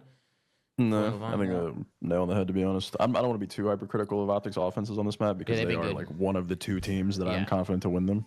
And then we go into the 2-1 round. And this is where Optic completely blacked out. Nobody from Optic is rotating left and picking up left street, and Boston take advantage of it. Number 4, it's going to be Shawnee, the construction man, the coach substitute coming in from Boston Breach today. Beans did. By the way, we didn't even say this yet, but Beans had a back injury apparently, guys. He has a back injury, and that's why he wasn't able to play today. So Shawnee, the coach, ended up coming in and stepping up for the Boston Breach, and he played phenomenal today. So a huge shout out to Shawnee for hopping in last second and getting the job done. But Optic don't realize Boston is on the 8 point for like 20, 30 seconds. Can we back up? Shawnee gets 2 takes by himself, almost 3. What do you want me to back up, Benji? Can we back up until when Shawnee comes off his spawn before he gets on his point? Like, yeah. He spawns. I think he spawns by street. Yeah, he spawned. To get the A spawn. He got the bro, closer spawn to absolutely fucks Optic every time. For no reason, by the way. Just no reason at all. They were pushing through A, S, and D when he spawned there. And then Shawnee, the construction man's gonna take advantage. This is like almost everybody fucks this up because Brandon floods to B, so then maybe Ant should kind of go A, and then AG's the last off a spawn and should go left. Like they all kind of fucked this up as a squad, no? You can tell when they realize it's literally on AG's POV. When he's like outside DVD, he's like, "Oh fuck." Yeah, no, they realize. I mean, bro, like they just have to. You just got to be careful with that spawn. Me personally, bro, you just don't want to give up left. Like even if you get the kills, I'd rather have somebody flood left, block that spawn, just so they spawn like back right palace anyway, and then just try and funnel them. Like the B point's the easier point to get. Like you want to just make sure you play the most consistent play, block that spawn, and just make sure they can't get up to A. Like worst comes to worst, they get B and it's chalk. Info. You just got to watch the cross. There's a lot of different ways angles get the cross. Like even if you don't want to commit yourself to one where you want to be able to get out quick and play your life. There's no reason to watch the cross in this situation though. Like unless you're actually Giga Brain and you like straight push it out. Optic's under the assumption that they just got a full wave. They're gonna spawn Palace and Brandon is already mid tank. He's operating under the assumption that this game is not dog shit. But Shawnee gets a spawn where the info is you can't get it. There's the info is him touching the point. Yeah. So like while like I understand it looks super troll, and the fact that they didn't recognize this until this point is troll, but the spawn is like almost unreadable. Like there's no way to recreate it. It happens all the time. There's so much times where they're probably just so hectic in their comms and the situation, all this gunfire going down, they don't even like hear the little like they're taking A or whatever the hell that's going on. 100%. So, I mean, not reacting to that is the troll, but I think Shawnee touching the point is not that bad. And unless they go and like actively look at the top left of their HUD and see the A point saying losing, they're probably just like, wait, what? Yeah. Who the fuck's this guy on A? Yeah. And then on top of that, Boston, because of that play, they get the defense round in the overtime in the round 5. They end up going back to the defense, and Boston was able to just hold on and win the control. I think this was a massive round. That one play, just Shawnee getting that spawn and OEing and Optic kind of blacking out there, led to Boston winning this map. It stemmed from this. Would we all agree on that, or no? I think that was like, the biggest. There was a shorter sequence prior to that spawn when I think Ant was on the B street, the tank, like when they got a decent setup for a spawn trap and he died pretty quick. I think that was like also a big Kickstarter right for here, where they got all their ticks. It's whenever Ant was on top of the tank and he dies to the guy that spawned Palace. It's like before they touch B. I think like that was a big moment as well. Yeah. Yeah, and there's definitely some moments there. Whenever Optic can get him in a spawn trap, like they need to just push up. Like, the most thing that you got to focus on, in my opinion, is left street. Like it's always left street. Left street, push at the tank, flood through mid. But Chris, I agree. In the heat of the moment, like when shots are going down and shit, like people, if they don't hear like the guys on A, like ching, like the little. I'm like, waiting voices. one day for somebody to just lose a point without them even fucking, like without the team even knowing. Like the point Some just, crazy tunnel vision. yeah, just crazy tunnel absurd. vision. Everybody's blacked out. They're not keeping track of players, and they just kept the point. But yeah, Boston ended up going on to the defense and winning it. So not really too much to show there. Any final thoughts on the invasion control, guys, before we head into the 6-star hard point? Nah, I think toss that one. Yeah, you just can't on a map where it's so hard to win offenses. You can't make mental mistakes. That You squad prevent is yourself also from just giving up too many absurd, ticks. bro. Like they're AS&D, they're going mid court. They're gonna have that cross to the left side of the map, and somehow the guy spawns there and gets through them both. But Yeah. didn't they also, like, just to be clear, the first tick that Shawnee got in that situation was his life before that, and they also spent a long time not really challenging and letting him get that free tick. No, we didn't watch that part of the clip, but that was the life before the one that we watched. Maybe. I didn't even see it. Which one, Ben? What are you talking about? I'm pretty sure Sean didn't get both ticks in that situation. Tommy only got one, right? He He'd got already gotten a free- he finished the first one, then capped the second Yeah. one, and then because So the they first didn't one was even already halfway up They a little didn't bit. even decap. So hold on. So They didn't decap it. Yeah, they didn't. They didn't No decap one it. decaps that. They No didn't one even decap decaps his on that first map. attempt to hit that point. Yeah. No one People decaps just people so there you value go. the space on the map over the decap. Exactly. Unless it's like a really close cap, then no one really cares. They value getting granted, like street control for the spawn But trap. this is a situation where you should care because they're so close to winning. Unless obviously the comments went offense, so be it. But like they were close to guaranteeing a round 5 defense. Sure. Let's hop into the 6-star. This is where Shotzi goes big. It's a P4 rotation here. Snoopy ends up getting pushed up here early, and he had no idea he was here. So at first we were like, yeah, Snoopy's making a play. And in Optic, Snoopy kind of just shoots too early, and Shotzi was able to find one, and he reads the player behind him and finds two. It's just really good plays there from Ant on this P4 rotation, because then he ends up pushing out. He finds another one. He's putting shots down into people, picks up the cruise missile. This was a big moment in the game for Ant as he kind of caught some momentum here, and Optic was able to get a lot of time. It was a good play from Snoop. He just probably should have just wait. He was too light on that trigger finger. And he shot too early, and he ended up kind of getting finessed there. It was a good play. I like how he got here early. He was kind of screwed. Like there was people pinching him from both lanes, but unfortunately for him, as soon as he jumps up, he just gets taken down. A good place from Shotzi. And then as we move on, we go into the pool hill.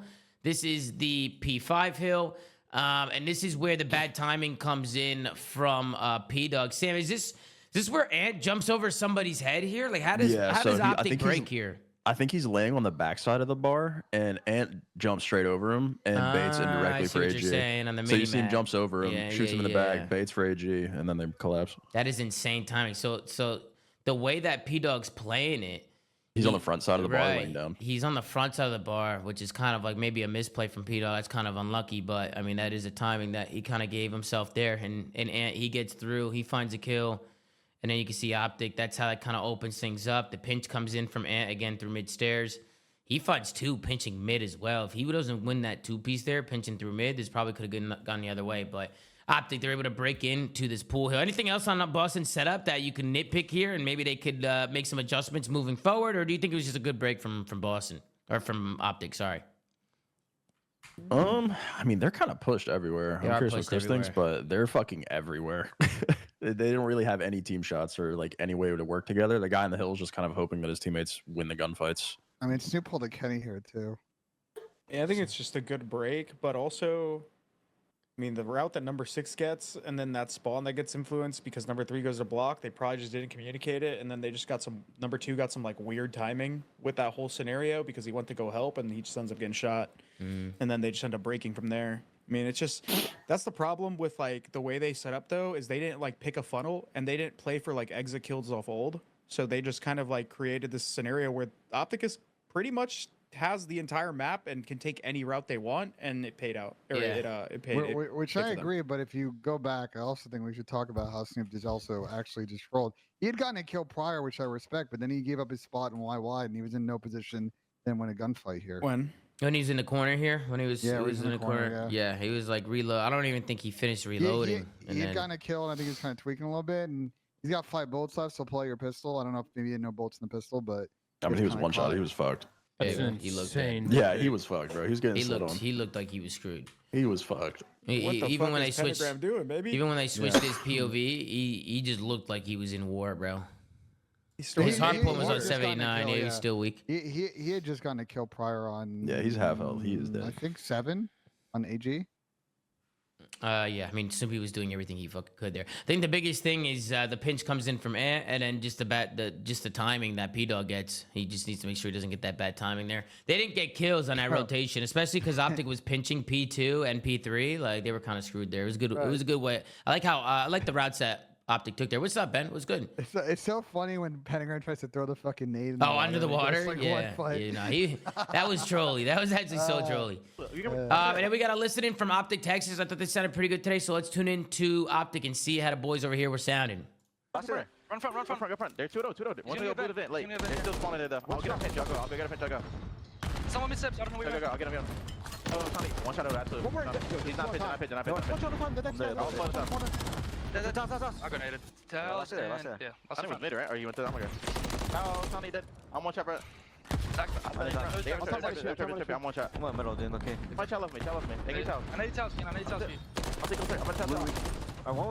One's going back. I'm shouting towels. I'm shitty towels, bro. 100% towels. I have towels. You look in. Vent 3-star. Vent 3-star, guys. Vent 3-star. Just laying there. Drop plenty. They fuck up here. I'm playing to get out towels. Drop in the vent. Kind of weak guys. I'm looking towels. What's that? Absolutely. One. 2 there, dude. 2. It's a person. 2-0. Nailed it. Where's Thompson? You're playing here, bro. Yeah. You go curve. I'm gonna get back right. I'll get curve. I'll get curve. You good? I'll over That was me. I'm over. There now. My play mid aggressive, Ken. Get I have all right. Nothing right, Ken. One guy's middle. This thing, Shawnee and Shawnee one. Shawnee Pinnacle, that's it. Shawnee's over. I'm on the short in the right. He went you. Okay, I'll give it. Give it right up front. One jump inside. I'm after it. More DJ. I'm gonna go right. I have white right now. Where DJ? Pick a white. Oh, white. Should be. Where you? Look at white. One shot. Nice. Nice, no white. He's gonna be great. Got that white. Went to the back. He went to the back. Alright. I lead the gun back, right? One Shawnee, wood. One's long, And Snoopy's cutting mid step. It's up. One shot. Literally blood. Short, He dub. Dub doing that. I'm wood. Get white, bros. Go white. I have wood. Wood. One's on white already. In bar. In top of the bar. Ready to go. Bar, I'll bring it. Nice, bro. Wood. Okay, we can swag. Hey, wait. I got him. Wait, I'm going him. Nice, I'm going him. I'm wood. Nice, let's go. Just cut mid in the right. Cutting mid. One's fucking pool. One's pool steps, bro. He's going pool steps, Pentagram. Can't get it. Serious? Yeah, he's going pool steps. I'm off it, bro. I spawned in the back. And one's here. One to the road. Shawnee's living in office, bro. Give me top office with me. What'd you I'm wrapping off this gun. I'm wrapping off this gun. One's the office with me right there. Their side saves. Are you on office gun? I'm like, yeah, they give me office. Give me not. looking for office. I'll take Tony. What's the time thing? All right, it's going to do it for the listening for Optic Texas. Some frustrations maybe coming in during that P3 hardpoint. I know Kenny was talking about picking up white. And then even after the fact, when Boston was getting kills, they kept saying it, like white. Like Boston kept flooding it over and over again. What do you think? Just some frustration there from Kenny because they weren't picking it up? Or was it just like heat of the moment? Kenny called out somebody off spawn to pick up white, and they didn't go white. And then it just caused this like just flood of like Boston players that continuously kept taking the space there. And then it was just too late to flood because Boston just kept like hitting it over and over and over. Yeah, because you can see Kenny, he gets the kill. And then they come off spawn, like number 7, it was AG. He comes off spawn, he floods hill instead of flooding white, and then he tries to pick it up, and he's too late. He gets one. It's not really too late. He does get there in time, but it kind of just it messes up the hold from Optic a little bit because obviously they're squirming in hill, they're getting pinched from front, but they were able to make the most of it, but. Yeah, you gotta be careful. You gotta make decisions like you gotta make the right decision instantly off your spawn. Even if you run the wrong way for like a second, 2 seconds, that can cost you in a game. Like every second matters. I remember Crowder. He used to yell at me a lot because sometimes I'd be like, "But Crowder, I did hit the route." He's like, "Yeah, but you ran 3 steps the wrong way first, and then you hit the route, and then your timings were all fucked. Like the timings have to be perfect as soon as you come off spawn." Or it can end up throwing off the whole setup, which is kind of what happened with Optic there. But yep. Any thoughts there? Any thoughts on the listening, guys, or on that play there? No, just kind of what you said. I think they sounded a little bit frustrated, to be honest. Yeah. I don't know. I don't blame Ken especially because I think Ken. It's hard mentally. I mean, we didn't really talk a lot about it, but I mean, he was having mega PC issues prior to the series. They told the refs about it. The refs didn't do anything, and then it happened map 1, and he was probably fighting that the edge of that tail for pretty much this entire series after that. Yeah, and then we rotate on over and we take a look here at the P4. Now, Optic was the team that did get here early. You can see them here. They're getting office control. They're getting security control. I think the biggest thing is Shawnee picking up that kill mid was big. I think maybe if Shotzzy slow plays that a little bit, maybe he was able to find it there. But then as soon as that kill opens up, then Boston ended up pushing to the front. They used their numbers. And this one ends up being a pretty clean Boston break. I don't know if there's anything here that you guys saw. Did you like Shotzzy going for a pinch there? I actually didn't mind it. I just think here when the hill's white and Shotzzy knows that they're probably pushing front statue, I think he should have probably slow played middle a little bit. They've taken more space prior to the hill. I'm pretty sure. Yeah, I'll rewind it back, actually. They were running backwards. Yes, they were running backwards here. They were getting towards new. You can see Pred, he spawns up towards P2.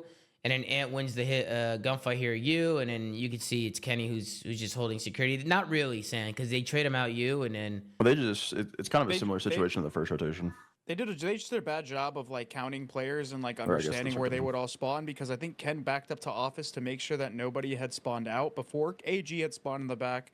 And he was trying to pick up that like office push through from old. So they just miscounted who would spawn where, and that's why if Ken like was confident in the fact that nobody was going to be coming through this area on that rotation, he probably would have played more forward, but it was just like a miscount. They just spawned. They thought that they spawned out because of their like Boston influencing, not that the spawn was just open. Yeah. And then right here, I mean, we were like, holy shit, like Boston might be like making a comeback here. Like they get a lot of time here on this P4. Snoopy's got the streak going into next, and then we slide on over to the P5 hard point. And it's Shawnee who makes the play here. It was Pentagram initially who was kind of slowing down the push from Optic, but he ends up going down. Shawnee turns the corner, finds one, finds two. It hits the drop shot there. Let me rewind it a little bit here because Pentagram was making plays here. He was staying alive. He was able to find a couple kills. He doesn't spot the guy low pool on him. I think that's Shotzzy just kind of playing under him here. But he ends up falling. Shawnee comes through mid-steps, able to get a couple kills. Big gunfight win onto Kenny there. And then one guy left in a hard point. Shawnee with the heads up play again, just staying alive, just not over challenging. He knows he's weak. Snoopy comes in for the trade, and just like that, Boston were able to get in there and soak some of this time. They actually end up taking a lead here after this second P5 hill. I mean, anything to say there, guys, other than Pentagram kind of delaying some time and Shawnee with a big 3-piece there? I think they got to trade that. Played that insane. No, he's insane. Those are individual. Those were just two really good individual plays there. Construction man. Come back on another team. What happened, Pat? Think Shawnee could play on another team? I think Shawnee was actually kind of after how he played today, maybe. Even when I played with Shawnee in Cold War, he was like the only other person on that like London Ravens roster when I subbed in that was actually kind of reliable and kind of present with like the way he approached practice and everything. And then he just went through the Challenger like whole, he just never got picked up, and he was an AR. So just getting back in the league in general is just so difficult unless you're just like the world's best. But he was never a bad player, like at all. Go ahead, Ben. I think this Beans back situation, the tweets were very weird today. What does that even mean, bro? Because okay, so like they announced that he had a back injury. Yeah, how serious is it? How serious is back injury? They're hoping that he gets fit on Sunday, and then Bean said he was going to the ER. So it's like they don't actually know yet what the issue is, and like bro, he probably threw his fucking back out, bro. Like, but that's what I'm saying. Like depending on the severity of the back injury, it's not a thing that goes away in 24 hours. So you're saying, just sum it up. You're saying that Shawnee's going to be playing for these guys potentially, if potentially probably this weekend, and then beyond that, I don't know. So that's a one situation to monitor. I don't know if there's a one game situation that's going on with Boston right now. Yeah, I'm not really too sure. I mean, we can't really comment on it because we don't know how serious this injury is. Yeah, we don't know the injury. Obviously, the most important part is that his health is okay. So, Beans, hopefully everything's all right with you, brother. Definitely get that checked out and make sure everything's good because back injuries can be painful, especially during a match. If you're like hunched over, leaning over, like he could be in a lot of pain. So, hopefully you're doing good, Beans. So hopefully everything's all right there. Let's hop over to the ending here of the 6-star. We called this a Boston troll. This is probably the biggest play of the day here. Probably comes to right here. If Boston hold this rotation, they hold this setup and win their kills, they get a 3-1 victory here over Optic Texas. They just needed one wave, bro. One wave of kills. They also had neither of the trophy players had trophies, which also didn't fucking help because Preston was in war here and was just absolutely just shocked. Wait, hold on. Wait, he got ripped off that shit. He did not get naded. He got ripped. He tried to dodge a nade and then he got back up and got Real ripped. quick though, can we go back to how they set up and how they read this pressure? Because number 1 and number 4 are still concerned. No, they couldn't go anywhere. They knew Optic was flooding front, so they couldn't really go anywhere. And I just want to watch this. I know Sam. I remember you were like, AG got caught. So I actually thought that was a good play from Shawnee, like him getting an off angle here and getting pushed up. I feel like he caught AG slipping here. I don't think AG realized it. It's a good play to get the scam, but like, bro, they're spawning in there. There's nowhere else for them to spawn. Yeah, no, 100%. Like, there's no way that AG thought he was about to just sprint up wood stairs right here and just like break the hill. Yeah, and then you can see what happens. Keep it a buck, bro. Once they killed that guy hitting the water and they got positioning towards the front, there's like no reason for number 4 to even be looking that way. Like number 4, number 1, like they just both stacked the front when in reality they could have probably read the pressure better and known they were flooding the back and the middle, and they could have just turned and probably won with more man fucking put them on a hoop mix. Yeah, I was gonna say that's a crazy gunfight win in the back, bro. I mean, he did tag him. He hit him with a nade. He tagged him up. It's just good plays, bro. It's good tag usage. Guys, he's stunned. Like, yeah, but Ben, it's a good play to use your tag. Like they used 100%. But if Preston actually has a trophy there, they probably win that. No, because a trophy would have definitely helped Benjai for sure. Yeah, a trophy would have helped, but definitely good tag usage. Like that's what you want to do on your breaks, and they might have trophies like on hill. You know what I mean? So it's like it's hard. Like in hindsight, after the fact, you're like, oh, we should have had a trophy in hill. We should have had a trophy white. Or is it like they have one in white right now? You know what I mean? So it's like.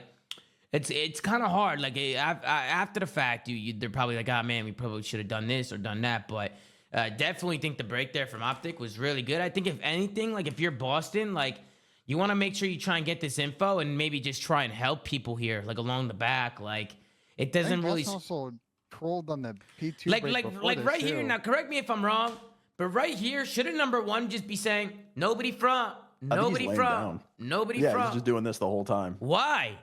Because he's trolling. If he stands up, get info, brother. That's what I'm saying. Like, yo, nobody front, nobody front. If he just stands up, everybody turns. Because then it activates Sean. They could have had somebody else helping. They had no info. They're so turtled. They shit their pants here. That's what happened. If Snoopy stands up, Shawnee just turns around and pre-aims 3, like where 3 dies, and they hold. He gets at least 1, yeah. Yeah, I didn't even look at the spawns here that come in because now the back spawns are being blocked. The parallels come in through mid-map. This all gets hectic. Definitely think Boston. And we've seen this. It happened with another team. I don't remember the team, though, but we pulled it up where they didn't get info. And they just kind of turtled here, and they just got completely broken. Like, you have to make sure that you don't get scared and turtle up on setups like this, especially towards the end of a game, because this is what's going to happen. It was Miami, wasn't it? Probably it might have been. I just remember a team doing the same mistake. They didn't get info and they didn't know where they were coming from, so they just sat corners and they just lost ones and got broken. Like no info, no nothing. They didn't know where the other team was going. It's just there's information in COD is so important, and some players, man, like or some teams, like I mean this was a mistake. Boston played good today, but and it was just a mistake. It was a big mistake. The P2 situation before that too, they going for dead. Like their break attempt was really poor. They just put themselves on the blender, and that's just been the issue of Boston, man. So close yet so far, can't close out a game 4. Then we go to a game 5, and I'm tired of talking about this here, Tom. The game 5 again was pretty tough. I mean, I want to go into the 2-4 round because this was such a big round. This is an offense for Boston. If they can win this round, they go back to a defense 3-4, which gives them the opportunity to tie it up. But let's see what happens here in the 2-4. Snoopy's able to make a play through underground, which I thought was weird because just to rewind it back a little bit, they knew Snoopy was here. Like here, did they have him tagged up? Snoopy's one shot. He's in their underground sim. I remember you saying like Optic should have like played for this. Like I remember when somebody did this against FaZe and they pinched him out and just killed him. Yeah. But this guy's a guaranteed kill. Yeah, he's a guaranteed kill. But they gave him up. They literally gave him up. They just let him waltz through stairs, make a play. I was mind blown when this happened. And then Snoopy's able to find 1. Shawnee finds 2. And then this is kind of where everything collapses. That she misses some shots there, 1v2 situation. Then this, bro. 2v1 situation. He just shot street. Where are they going? Why did 4 just? Why did 4 jump or what? No. Why did Snoop jump off? Yeah. And why is P Dog jumping around? What are they doing?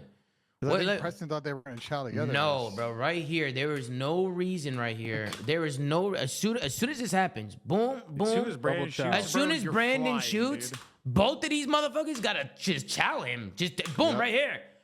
Bro, you got one guy mid-map, one on a bomb. Yo, he's street. Just chow him. No one's one shot. Again, no one though, is weak. This is shit you cannot coach. No coach is fixing this. The No, Pat. instinct No, Pat. of Pat. all Pat. Pat. Pat. The players- bomb's down Please heli stop pad. doing It's a this fucking 2v1. game. There's 12 seconds left. We've been over this. The instinct, bro, of all players in a 2v1 is chow together. And these players just don't have that instinct. They don't have good S&D instincts. Period. Yeah, they don't. didn't chow together. That's right not even there. S&D, bro. You do that shit in a respawn. Nah, that though, was like, faded. Okay. They do that shit in Bro, how listen, can they they're do that just- shit in they're just respawn where they solo shout chowers, together? bro. They're just But in solo S&D they chowers can. with a lot of gunny, bro. That's what this team is made of. Bro, then we get into the 3-5 round because obviously Optic they start winning rounds instead of it being 4-4. It ends up being 3-5, and then we get into a 1v2. Boston, you're thinking there's no way they troll it, but it does get a little scary here. As AG, he makes a play to the left, Snoopy gets taken down. AG knows exactly where Shawnee is, but it's the construction man who challenges AG and wins the 1v1. This guy Shawnee is trying to bring this to around 11, He's man. shooting. He was shooting today, bro. He was actually shooting. The high-rise buff, bro. It's a high-rise Construction man on buff. Good high-rise. plays from Shawnee there as he takes down Mr. AG in that 1v1. Phenomenal plays. And then we go over towards to the last and final round. I'm thinking Boston might be able to push this to around 11. Can't really say I like the setup here. I didn't like Pentagram being pushed up by himself. You have 2 guys sitting in the base. One guy's playing outskirts. Pentagram gets caught out here. He's challenging something across the map, and he just gets picked. Kenny's able to find a blood. You can see Kenny by their underground stairs. He probably just hits really good shots and just takes his wig off. And down goes Pentagram super early on. I mean, Boston did have the defense here, so I thought maybe they should have held off that. I didn't think they should have been challenging shit like across the map like that. I think Pentagram needs to stay up there. And now it's a 3v2 situation. You have Snoopy on a long route. I don't know. It's next series, but yeah, I mean, Yeah. we've harped on Pentagram throwing away his life in search already, and he kind of continues to do that. Yeah. I think Nate's had a real Crazy rough shots from Snoopy couple here. of Mod. series. What Just god? come God in. damn! I can't see. It's an nothing. MCW. I Absolute think. laser beam out of Snoop. God is that? Yeah, man? that was actually crazy shots. I gotta get my glasses, bro. Can't tell. Nah, that was crazy. That was actually crazy. That was crazy right there. But that was good. That was good shots though from Snoop. That was really Okay, good we just shots. gotta tip good shots then. Of course, it's a little bit of both. Yeah, of course. It's fugazi, but it's also nice shots. You know what I mean? He Yeah. was getting shot at. I just hit his shots, you know. I'm happy we glazed over the Dashy 1v1. Oh no, I'll pull it up. I'll pull it up. No, you're good, bro. You're good. Nah, I'll You don't pull it gotta up. I man. missed that one. I missed that. Nah, That was you're insane. valid. You don't gotta pull it up, That man. was insane, Sam. We gotta look at that. That was crazy. That was actually nuts. But then you see Snoopy dipping and diving. He can't get over anything that going. He's fucking gone. Bada bing, bada boom. That was fucking crazy too. They trolled that round as well.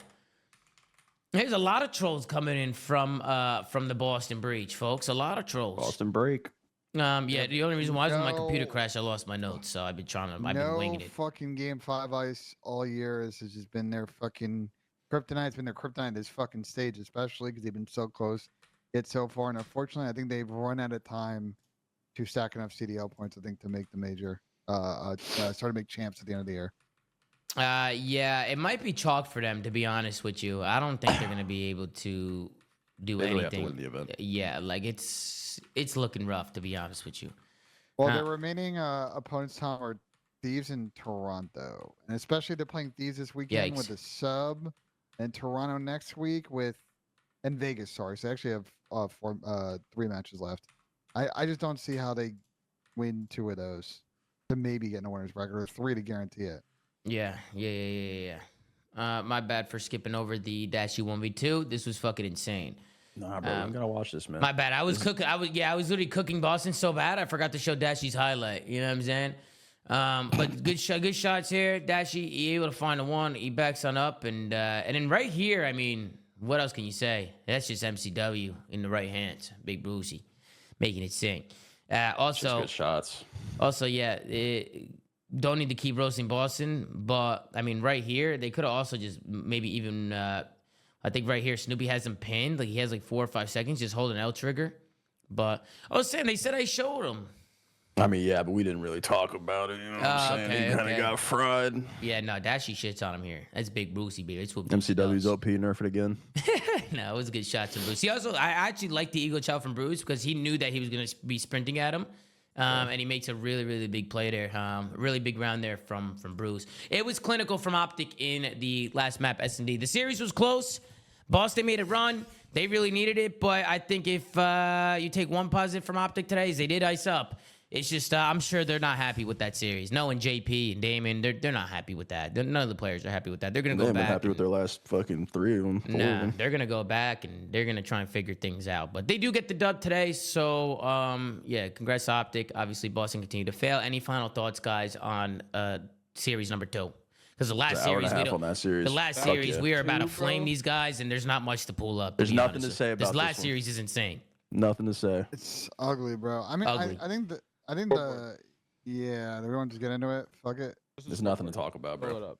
We're gonna talk about how ass this team is. Yeah, let's pull it up. Let's pull up the scoreboard here. We have the Vegas Legion going up against the Atlanta FaZe.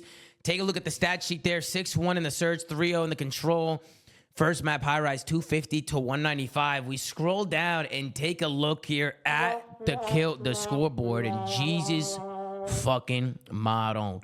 It is not looking good here for the Vegas Legion, as all of them are getting absolutely pissed on. Asum has continued to struggle. He joined this team. He hasn't had a good series yet. It was not the good one. Bro, Gio's been playing really. Yeah, Gio's been struggling too. On their team Everyone's getting shit on. awful. Shit. What happened? I have to make sure I say Asum got pooped on, just just so everybody knows. I have to make sure I say that. Were these guys really lost? They weren't even shooting.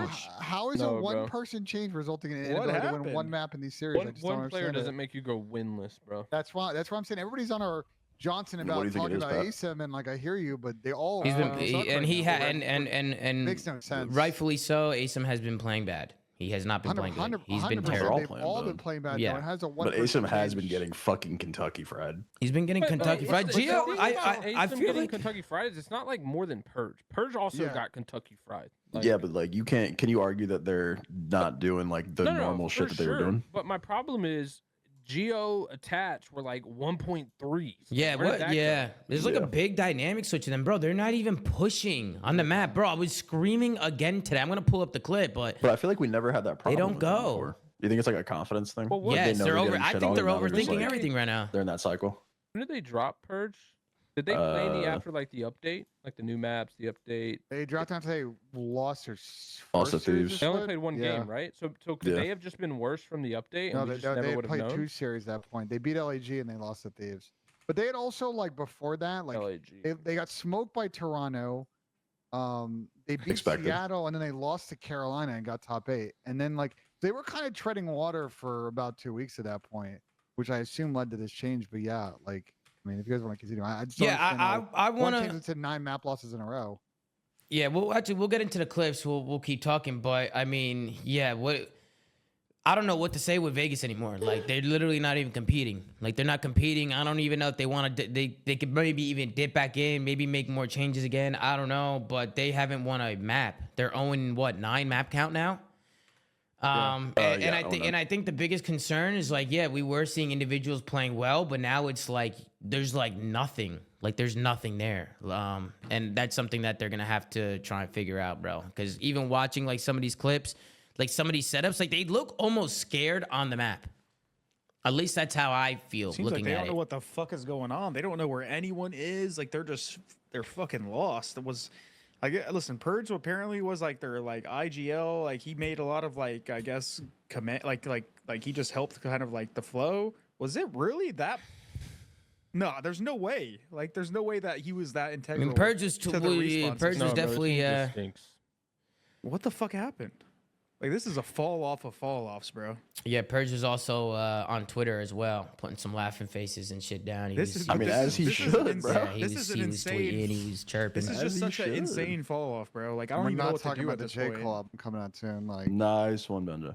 No problem, go. But nice. I mean, I don't know. I just don't get it, man. It's a very odd situation. Vegas is looking like one of those like top 6 teams. I know they got in top 8 the major, but man, this is Really fucking disappointing to watch. Yeah, and I'm really curious again, just like some of the clips coming in. Like, here's one of them. This is a P3 hard point. Now, I want you guys to look for this P2 to P3. They made this problem last week. They made the same problem here that happened here from P2 to P3 happened last week. And look at what happens again. Atlanta FaZe get the kills.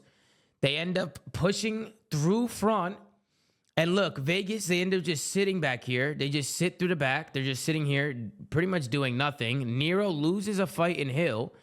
And then FaZe, they late pinch the back. It all collapses, and it's a clean break. I mean, guys, in the span of 10 seconds, the whole Vegas team is cleared, and Atlanta FaZe is already on this point. I mean, what would you guys do on this P3 if you're Vegas? I feel like I've already said this a million times. Take a gunfight. Plain Thank you, simple. Sam. Just take a gunfight. fight, you spawn in man. a new hill, you get a free life. Someone hit a lane and take a gunfight. Bro, why not head glitch the stairs here, or fucking, or even just like play tighter here? That way, if they do play front, like, bro, I'd rather have all four of them in Hill, just worrying about these guys front or some shit. Like I understand they're trying to hold back spawns and stuff like that, but this is 2 weeks in a row where Nero is by himself front. I mean, Dylan, I think there was one other guy there with him. It was who was it? It was number 6. It was Gio, who was kind of bouncing around with him, but. I mean, there wasn't really anything they can do. They didn't even have trophies down by the Can we seams go of back it. even further before they got in the setup? I got to see this. Yeah, Or bro, they it's actually bad. got, It's like, actually spawn bad. It's actually bad. Okay, further back. All right, they're on the hill. They literally just spawn there and don't move. Do you think Do you Nero mean should they're play? gonna die? Number 8, where are you going? Like, why are they You not should go pushing mid pressure there? hold. Sam, 8 should pressure like hold. right there, Number why are 6 they pressure the not fucking pushing whole mid? hill, bro. Bro, the Can fact you that they're not pressure pushing that mid side there of the is map? crazy. You know there's 2 people at least over there. They just killed your team. Where the fuck else are they going to go on the map? Push the old area of the map. Yeah, That's your guy. Period. On God. And I remember last week we were talking about it, but like it was the same situation, and they ended up pushing up mid, right? Like, so I forgot who it was. They pushed up mid, they cut it, but they have to do that earlier, like way earlier. It was too late. It was Asim who did it last week. He did it way too late, and then this week nobody even did. They even hit it. They even hit out mid. Wait, hold on, Pat. What are you saying? That's my guy. Who are Number you talking 6, about? that's your guy. Gio, That was number 8 and number 6, bro. Number 8 was the first one that should have done it. Then number 6 spawns up. That's and your follow guy them and up. Tom's guy then. yeah, that's my Bro, guy. they're just He's bro. doing dumb Like, you're shit, just bro. like, what are you trying to say, That's bro? your guy, man. I'm Like, just I don't saying, give a that's your fuck guy. who's my guy or who's my not. I'm gonna fucking roast the fuck out of anybody that That's, makes dumbass fucking that's plays. your challenger risk, man. Yeah, you he's asked him to good. take risks, And he they was took good. them. And he But was he's good. not hitting shit out. Not Yeah, pressuring he's the not doing map. that. No one is. No one is. Not a single person is. I just don't get Their how you whole make one mind- roster Tatch isn't change. doing it either, bro. You How can you tell make their one whole change? mind. You my didn't say guy. the whole thing. They're just That's not fucking my lost, guy. bro. Go ahead, Sam. Go ahead. I said I just don't know how you make one change and everyone is now shitting themselves. Like It makes no sense. you change one player on the team and now everyone has a confidence problem. It was purge him. Do I need to talk to this guy? Is he gonna give It's me a fucking fucking wild. It's motivational speech? fucking Like, do I need to wild, fucking talk to this dude? Oh no! And then this P3 pissed me off, bro. Like, well, first of all, where did And they're up. You guys want my honest take? I do. Wait, what does Nero I do? think- Wait, I don't I know. want Pat I Stevens. don't. I didn't Vegas like the just spot had here that from spot Miro to either. Vegas just had Yeah. everybody fooled, man. They weren't a good team. They just had like a little hot streak during the last stage and event. They were always ass, and now we're just seeing them back in form. I don't know. But that, Pat, that's what I was saying when I was doing my tier list. All the bottom teams just play well in waves. Like Yeah. there'll be 2 weeks where this bottom team's actually like, I oh, guarantee whoa, you, these we guys put are playing Purge good, back and on then the the next week they team, go they'd back to probably still shit, and then suck. there's another Bro, I've team. been preaching it, and I'll don't- continue to do so. The I way that talked they were to- playing COD prior to the change was better than any of those bottom 8 shit stains. I talked to I talked Yeah, about but that 5. wasn't really them, Sam. You know, that was them overperforming. Y'all think that was okay? I get what you mean. But I talked to like at least 5 pro teams, and I'm like, amongst the bottom, teams, what's the best? And they all would say Vegas because they would play them in practice, and like these guys kind of repressure well, like the way that they want to break hills, hold hills, like their systems are really good. I just don't understand now how Purge coming out and Asim coming in, and maybe it's because Asim's more of a route taker, and Purge was kind of just Where sort are the of trying the routes? objective. It's Where kinda the all fuck are the fucks. routes? The routes right Nobody's- into a corner. it's- Yeah, They're playing like slow they're hammies, they're bro. terrified. They look terrified on Yeah. the map. They Fucking look lost, terrified. brother. Yeah, I These don't. teams just literally just. It's I not don't even get it, just bro. them, bro. Like I'm sick of watching this shit, bro. Like these Yo, teams. Same. Can we stop inviting people on when they win, man? Let's invite them on when they lose. You I'm already said sick this, of bro. it No winning. one's You coming already up, said bro. invite 'em on when they Come clear the lose. air. It's- Yeah, What the bro. fuck That's is gonna be you worse, telling Slay. It's gonna be bad vibes. Come clear that's the air. That's what I want. I don't want to hear people when they're like gassed because they won. I want to hear the real shit, Tom. Yeah, you want to hear what's You wanna actually hear it going fresh off on. the You 2-hour are not gonna VOD come on session. the show in that Yeah. session, bro. maybe even before the VODs. That'd be great. Yeah. You know, like get the real truth. You sure you guys don't want to take a look at anything? Any S&D and shit? Smoke. 6030 out the door. They're horrible, bro. Listen, Drake dropped, bro. Thank you guys for watching. Shout out to Gersh. Dropped. Yeah, he dropped his fucking diss track. The parents lit. So Doing a Okay. phenomenal job on socials. walking that. I mean, Flank listening, Birdie. I feel bad. I was gonna show like Atlanta FaZe just kind of dominating them. We don't need a No, gas we can that say anymore. that. We Yeah, can say it's- that. They're godlike. don't I was need gonna show to. clips and they get worked on. Although I do have an issue with something I saw Beezy or Simp say, one of them in one of their interviews. They said that the game is always changing year after year. I don't believe that. I haven't seen one game change. I'm sorry. The game only changes when it goes back to Treyarch. I don't know what it was on Reddit, bro. I think it was I a monster. I mean, interview. you know, There's a Pat, you know, monster Pat, you interview know thing. what he meant by that, though. I You know what he meant. You know but, what he like, meant, bro. We're playing the same game reskinned for the last 4 years, bro. Yeah. If you want to talk about game changing, that's the old days where we went from boots to jetpacks to fucking super slides. Like that was the games changing. I feel like they've gotten kind of blessed being able to play the same game that they're all gross at. Bro, Like, yeah, FaZe would be dog shit if they weren't playing this game. That's what I'm saying. I'm down for that. No, I'm down for that. I'm That's down to what push I'm narrative. trying to say, Simpin and Sam. Beezy are fucking Vanguard, fucking Yeah, MW merchants, bro. Get them off. Yeah, get them on a game like Cold War. I bet you they get World War exposed. II. Yeah. World War II. That's when I was I'm down. exposing a Beezy. Put them on a Treyarch COD. I bet they get You exposed. just keep it on E6, brother. What? I'm down. Yeah, getting exposed. MC also hated that game, so they probably would have been bad. Exactly. MC played the game for 1 second and then It wasn't games they liked. Exactly. I'm just saying. Yeah, even right here, 2v2 situation. How did Tom trick us into This coming ain't- back on this the ain't- game? Because some Tom people, do they it, guys? be getting mad. I'm just going to show it because they be getting mad. Who's Yo, that? yo, yo, The wait, come on, bring comments, up so, Asim's the Donuts comments so Reddit sometimes doesn't get cook mad you. if I don't pull Fuck clips for those certain people, series. bro. You know Fuck what I'm Yo, saying? bring up So- Asim's Donut, Tom. You have to. Yeah, Yeah, Oh my that's God. that's right here. Wow, Because you insane know, if I GPs. didn't send, there'd be a top comment. Look You at have him, to. not bringing up the donut. Look, comments just be spewing, bro. Vegas couldn't kill Simps, so Look Sully at had him. to put him down there. Like, Yup. nice. Look at him, W. man. Alright. There it we go. is. There Oh, it is. I got a stat. Ready? Ah. Oh, this one's vile. I don't know if I can say this one. I'm hearing. I'm All right. listening. Asim has had as many donuts in S&D as he has S&D wins. That's Damn. bad. Yeah, I mean, he's only played like what, like 7 series in the city at this point? 8. I mean, that's still bad. Ben, that's Yeah, fucking That's terrible. pretty donuts It's is That's pretty, still it's pretty horrible. bad. That's It's, still it's a cherry pick. It's a little bit of cherry pick stat though, because he's only played. a Sam, couple through and they were past bad. experience, They were fucking bad. Don't, Tom. Don't even finish that. Nah, ask him. but Sam, you Don't you even finish dropped that. double donuts and No, became a swallow your world food. champion. But you Swallow became your a food, bro. But Sam, Don't you even didn't stop let me chewing. get that. I was about to gas you. You know what I'm saying? I was about to say it ain't all sunshine and rainbows. You know, it's not about how hard you can hit. It's about how hard you can get hit and keep moving forward. See, you have dropped 2 back-to-back donuts and became a world champion in the same year. I mean, how did you do that? Land. Hey, he said land. He said this online shit is fucking chalked. All right, guys, any final thoughts on Atlanta FaZe and are Vegas gross. Legion other than Those Vegas guys being suck. shit? Everyone else is awful. Phase to on top. Phase up. Okay, FaZe on top, FaZe up. I like that, Sam. That's phenomenal. We'll take a look at matches for tomorrow and see what's going on here, man. We got upcoming matches. We have New York going up against the Vegas Legion. We have Atlanta FaZe Carolina, and we have LAG Optic. I have New York It's FaZe the same Optic day. Texas. It's the same day. It's the same day. Who is scheduling It's the same day. this? This day is so. New fucking York bad. FaZe What the Optic. fuck? New Yep. York FaZe Optic. New York FaZe FaZe Optic. Optic. It's the same yep. day. Yep. Groundhog Day. We all got the same thing? Do we all have the same thing here? Yo, Groundhog Day. chat bracket tier list or fucking the bracket team list tomorrow. I'm not gonna lie, we were probably gonna do it today, but the I'm down to Optic do it Boston series tomorrow. was actually a great series. If That was they actually get a good fucking series to torpedo cover. pissed on tomorrow, we're doing the bracket. Yeah, if it's bad, we'll do the bracket. If the matches are bad, we'll do the T- bracket. today we Top had three Optic. versus bottom three Optic is- Boston was I- popping today. That was a great series. No, Yeah, that but was good. that was insane. Yeah. I'm not gonna not pick those 3, but like LAG played decent in the last series. Oh, Like Optic's the last 2 brother. series a little iffy. Maybe All right, pick 'em, LAG Ben. make this Pick 'em. interesting. You picking I'm not LAG? picking Ben? Pick 'em. Hell All right. no. But maybe it's an interesting series. We'll He see. said absolutely not, Could bro. be. Maybe it will Could be. be. He said, "All right, Benjay, Chris, why you don't you picking do what you do? You Nah, I sync picked us out. Optic. One of the best golfers in the business. He missed the putt earlier. He Just did putting miss that a out putt there. earlier, but he miss a hasn't putt missed one earlier. on the show, which has been pretty fucking Yeah, that was for impressive. cash on the line. That was for cold hard bread. Maybe Ben, Ben, can you maybe do it Ben just left-handed? can't perform under pressure for cash. I don't have a left-handed putter. How do you want to putt with the putter backwards? There's no fucking... I don't know. Hit the fucking I don't putt. know. Figure the fuck out. Hit the putt. On, brother. Hit the putt. Hit the putt. Let's see what this guy can do, ladies and gentlemen. It's the one and only, the man of the hour. That smooth criminal.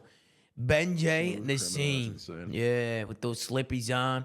Yo, He's got Tom, that this guy's putter in terrible here. at FIFA. He's terrible at FIFA. He doesn't know how to He's pass the horrible ball. at FIFA. Horrible, Sam. He doesn't know how to pass. He doesn't know how to pass the ball. He's got no clue. He doesn't know the Just 1-2 you make touch, this? Tom. He doesn't know touch No, pass. we didn't have a poll, so it doesn't count. What are Nope. you talking about? Nope, we You didn't. were Nope, acting. nope, nope, You nope, don't nope. We didn't have a roast me poll. We didn't have a poll, brother. We didn't have You're a the poll. one- The you're mods the are one that doesn't sleeping. know how to The mods are pass, 'cause sleeping you're right constantly now. turning the ball over from the fucking back line. No, Don't roast me, brother. no, doesn't count. Will he make okay. it? Will he make it? Yes or no? Ben, you have to Wait, do I it gotta- I again. gotta do it again? Yep, Oh, you got to do it what the- again. You got to do it again, bro. The mods passed out. They fell So asleep. why does he never do it like? I made it. I through made the the poll. legs? It's There you always go. the very. Yeah, you show me a basic. trick shot, Benji. Get on your Yeah. counter and chip it That's in. kind of how I know he's gonna be asked. Ben, to get on your putt. counter and chip it in. Ladies and gentlemen, it's Ben J. Nassim. The poll is up. So do I just putt it right away? Like what do I do right now? Yeah, through the legs. Through the I'm legs, gonna be bro. honest. I never made a poll in my life. Oh, there's 2 polls. Oh, Okay, fuck so yeah. fine. We're Right breaking. now, like what am I doing? Yeah, hit the through the pot. legs, Yeah, through you're the gonna hit the legs. Go pot. It's breaking. 12 million channel points, and you making it. And there's 3 million. If he makes it, people are about to cash out because a lot of people are banking No on pressure, a Benjo. make here. So he needs to go crazy, and he No, he's sinks not the doing the pot thing nice and legs. easy, smooth, very smooth. That's 2 in a This guy's row, a Ben one-trick J. onliner. Ben, you Thank you, said thank fuck you. it. You One trick We weren't onliner. ready the first time. We got to do it again the second time. Screw it. It's an absolute pleasure. I mean, Congratulations, seriously, Ben J. Tom, I mean, seriously. Oh, Hey, guys, don't yell at me. Don't yell at me. The mods are Outro supposed me. to do the poll. Outro me now. Ladies and gentlemen, make sure to like, comment, and subscribe. If you're watching on YouTube, go to anchor.fm/The Flank to check out audio sites around. Go follow at The Flank on Twitter. Gert's doing a phenomenal job running socials per usual. Go to ZOOMAA.gg to check out the merch. As always, man, take care. Brush your hair. And we'll see you guys next time on another episode of The Flank, man. Take it easy. Love you guys, man. Thank you.